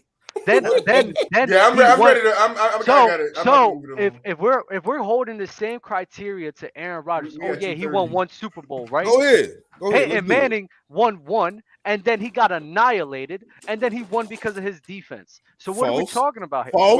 Well, I'll let you talk. Well, Peyton Manning gave up the one that You Peyton said- lost. He gave to Drew Brees. All Right. There you go. The interception right to his guy. You He said threw it annihilated. right to his guy. He said, "Here you go. You can take." He lost, but he didn't get annihilated. Dub. Peyton Manning. The second against the Saints, he didn't get killed. Yeah, he threw an I'm interception. talking about the the Denver game. Broncos versus the Legion of Boom. Right. What are you guys talking about? Listen, this is what you just did. You said he won one, he got lost annihilated, and then he won another. Yeah. The one he lost was against The Saints. Dub, you like the overrated. interception to the What are you guys talking about? end the Peyton game. Manning. Peyton No, Manning made Dub's it to talking 3 about- Super Bowls. What are you guys talking about? I'm talking about the Dub 3 like Super overrated Bowls. players. I 4 see. Super Bowls. Peyton Manning in the 4 Super Bowls. He's won 2. He has. He's lost 2. Oh, okay. So You that's like something- overrated players. I see, Dub. It's But starting to look, become but look, consistent. but look, no doubt. That's right. No doubt what you saying. Peyton is not overrated. He's not. Peyton is not overrated because nobody. I don't. And To that's me, so he funny. overrated. It's so funny y'all doing this because It- Peyton versus Tom Brady is actually on the next doc. Bro, we don't have to do no. Don't bring Tom into this because then it's gonna even. We can talk Yeah, about I got just Peyton, but if it now all- and then, bro, It's on the next doc, GK. So be Whether ready. you, Josh, we should just save it for and make that the whole next show because I can talk. Like, oh my god, I got so many bullets and punches to throw with that. So we should not even start that because. Wait. You guys are mentioning that Saints Peyton Manning Super Bowl, right? How many points did he score? He couldn't score anymore. I don't remember. Just tell us, He gave the ball Doug. away. 17. It was a He gave the 7. ball away. 10. Right. And how many did Aaron Rodgers score against the 49ers? 10. Some So it's a people one may have T- disagree It's a with 1 that, TD Garb. difference. Right. I mean, gave the Garb the fist. But Yeah, we some talking people might about disagree with that. we understand what you're saying. I'm not saying that they scored a lot of points. I'm saying it was a competitive football game. At the end of the day, that's the Super Bowl too. That's the best team from the NFC, the best team from the AFC. We're talking about the 1-seeded Aaron Rodgers losing to the what they was the 7th seed. I mean, I don't know what the Niners was. I know they was not. But I get what BooWop is saying because this is time and time again that Aaron does. You gotta- it. But you His see, team, this is Aaron the and his thing. team, the Green Bay. This they is do the this. I'm thing. not This just is gonna the put it on thing. him. You got to put context in the The why. last thing, everybody finish up. Come on. I told y'all. I said in the last episode on Gridiron, I said I was looking at the 49ers. I was like, yeah, they could definitely make a run this year. You want to know why? Because that team is it's a complete I love team. being Garb the fist. It's a complete team, bro. That 49ers team was stacked. The only reason they wasn't as good as they was this year is because of injuries. They were hurt. They got all them boys back, and what did they do? They made noise because that team was a great team. Regardless of what seeding they finished, they was a great team, and you can't take that away. And they proved that they was a great team because they beat the Green Bay Packers. you right. What they do the next game? They lost to the Super Bowl champs and almost No, beat why them you as always well. giving? Why you always giving people the title before they won? The Rams? They didn't They win were the champions ring when yet. they lost, but they had. You see? Oh, the Rams, they almost beat the Super Bowl champs, bro. No, they weren't Super They Bowl weren't the champs at the champs time yet. that they played yet. That's what he's saying. They weren't champions. So you calling them Super Bowl champs before they even got to the championship game to play for. Bro, what? Dub. That's What? like me. That's like how me we do saying. it? That's like me saying in 07, the Cavs played LeBron like he was 2011, bro. He been to 3 finals already. No, That's bro, what it it's literally one game and then the next. One game he beat. Bro, what are you guys talking about? Yo, He honestly, literally- like, He Alright. made it to the NFC Championship game. They made it to the NFC Championships against the Rams. Then they lost to the Rams. They lost to our Rams by a close margin. Then the Rams went on to win the Super to Bowl. win, yeah. What are you guys talking about? No, But went I on think to that's win. fair. They I won don't Super think Bowl it's that champs. nasty that what Doug's saying. I don't think it that's is. I very think it's nasty. fine. I think it's That's I think because it's fine. what if the 49ers beat the Rams? Then we talking about the 49ers in a different light, right? They could have won the Super Bowl. They could have. You gonna sit here and tell me that they couldn't have won that Super Bowl against the Bengals? No. Listen, if Aaron Garb Rodgers is was gonna on tell you if it. Aaron Rodgers was on the 49ers, they would have won the Super Bowl. What I'm saying is that if the Aaron Rodgers does his fucking job and beat the 49ers, we're not even talking about it at all. All right, this is what we're doing. All right, this is what I'm talking about. I don't know what the hell you guys talking about. I'm looking at the caliber of the team. I'm looking at the Rams. Then you got the Green Bay Packers. And in my eyes, the 49ers is right there with them. That's what I'm talking about. You're telling me the 49ers. So it's a toss-up. It's a toss-up. Oh, it's a toss-up for me. They prove it's a toss-up. Look at the scores to the game. You free next Monday, Dub? Oh my God. You free next Monday, Dub? I'll let you know. You guys is being nasty. Yeah, let me know. CrazyShotJosh, let me know if you're free next Monday. BooWop, let me see. I'm free next Monday. I'm free. Let me know if you're free. I can tell you that, Rick. And we right back here. I'll be with you with Aaron Rodgers. I'm with you. We gonna be right back here God, this is next Monday because we got a Friday show. But next Monday we're gonna have the same. Bro, and if y'all want to see me about Peyton and Peyton and Tom gonna be on it because I know GK you got a bone to pick with this Tom Brady being number one. So we got to talk about it. I got it on our list to do. I got it on the to-do list for us, and I just keep looking at it and looking at it and looking at it. But now I think we got a good cast of people that we can actually dig into it. So it's going to either be on Fridays. No, I'm going to put it for Tuesday. I need you guys back in here on Tuesday. But let's close this show out. I got Monday. Monday. We're Mondays and Fridays. Top for the fans. On my mama. BooWop better than Dub. Let's go. Come on, look at who that's coming from. Look at who that is. Put it in chat. Look who's coming from, bro. Obviously, Garp hates God bless. Yo, but, it's not that simple. Some people can. Yeah, no, it isn't that simple. And honestly, because Tom won them championships. Listen, you gotta tune in on Friday because the internet's gonna lose their mind, and probably everyone on the panel is gonna lose their mind. I'm telling you now, I have a nasty comparison of who he is, who Peyton Manning is to the NBA player, and it's disgusting. But y'all go ahead. Bro, yeah, we're gonna hear it next real Monday. Nasty. Next Monday, we're gonna do it. All right, so early in the show, I did a cut one with basketball. With football, I'm doing a pick one. I decided I'm going to switch it up sometime. So you're going to pick one play out of these four names, and then we're going to get into final thoughts and get up out of here, all right? So the four names is Drew Brees, Peyton Manning, Brett Favre, and Ben Roethlisberger. Damn. So it's Ben, Drew, Peyton, Brett. Peyton. Give me Peyton. You're cutting? No, picking. Just pick one, not cut one. The cut one was the basketball. Just pick one. Oh, yeah, Peyton. Everybody going Peyton? Josh, you can't. No, I'm gonna be nasty. I'm about to be nasty. Yeah, give me some more TikTok clips. Give me some more. I'm gonna be nasty. Give me Drew Brees. That's not bad. That's not that nasty. I don't think that's that nasty. I don't think that's that nasty. Drew has like 3-5. Gabe, we picking one, not cutting them. The cut one was the basketball. This one pick one. But we would cut Drew Big Ben easily. I think we all would. Yeah, I think Drew Brees is one of the most unluckiest quarterbacks of all time. Yeah, no, Drew's fucking awesome. Drew, you got it. There's a good debate for Drew too. Yeah, but I could debate Drew ahead of time. What? Oh my God, this is getting nasty, bro. Keep going. No, I'll save it. Keep going. Notice you don't have Tom there because then everybody would have just picked Tom. Not me. Facts.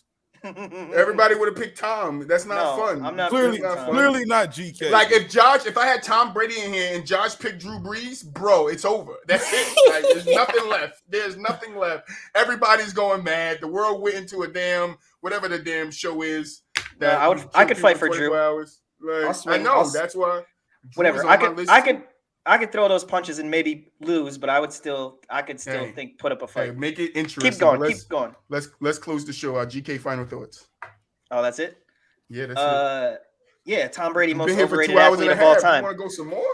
Tom Brady, most overrated athlete of all time. Oh my God, what am I hearing? Anybody who wants to see me, come Friday. Hey, it's open Pause. seat. Pause. Come Friday. He said, come Friday. Pull up to the show on Friday. Come on that day. I'm gonna tune into that show. I gotta see this. Pull up to the show on Friday, and I'll explain to you why Tom Brady is the most overrated athlete of all time. Oh GK, my you see God, the quote? this is insane. BooWop, final thoughts, BooWop. Man, the testicular fortitude on this guy, GK. He said he could argue. Man, that's tough, man. No doubt. Another dope show, fellas, man. Appreciate the invite, man. Must do it again. Thank you. I mean, like I said, anytime you guys dub, Josh, BooWop, there's always a seat, bro. Come join us, have some fun. Josh, final thoughts. How nasty do I want to be to end the show? How nasty do I really want to be? That is a true question. So this is my final thought. The Nets are going to be a first-round exit. There it is. Okay. The Brooklyn Nets might be they're going to be a first-round exit. play-in exit or first round. That was clean, Josh. Yeah, that was kind of clean. Not that nasty. Just a little bit. Oh, okay. That's not nasty. Rudy Gobert's top 10 this season. There it is. Yes, he said, hold on. Now I need something nasty. That's nasty? That's nasty. That's nasty. Yeah. Wait. That's nasty. Rudy Gobert, he's number 10. He's literally number 10. That's nasty. Before everybody goes, think I got him high up on the ladder. I'd have to think about it, but okay, go ahead. Go ahead, Doug. Dub, final thoughts. Thank God for having me, man. It's been a blast. This is so boring, bro. Come on, bro. Dub from Player's Choice, man. Shout out Player's Choice again. We was on that show a couple of weeks ago, man. They gave us an opportunity. We would love to have Euro and Shaq and Dell and the rest of those guys up here. So whenever you want to come, you got the same seat. Seagard, yep, Rudy. But thank you guys. This is From the Sideline. We'll catch you guys in the next one. We out of here.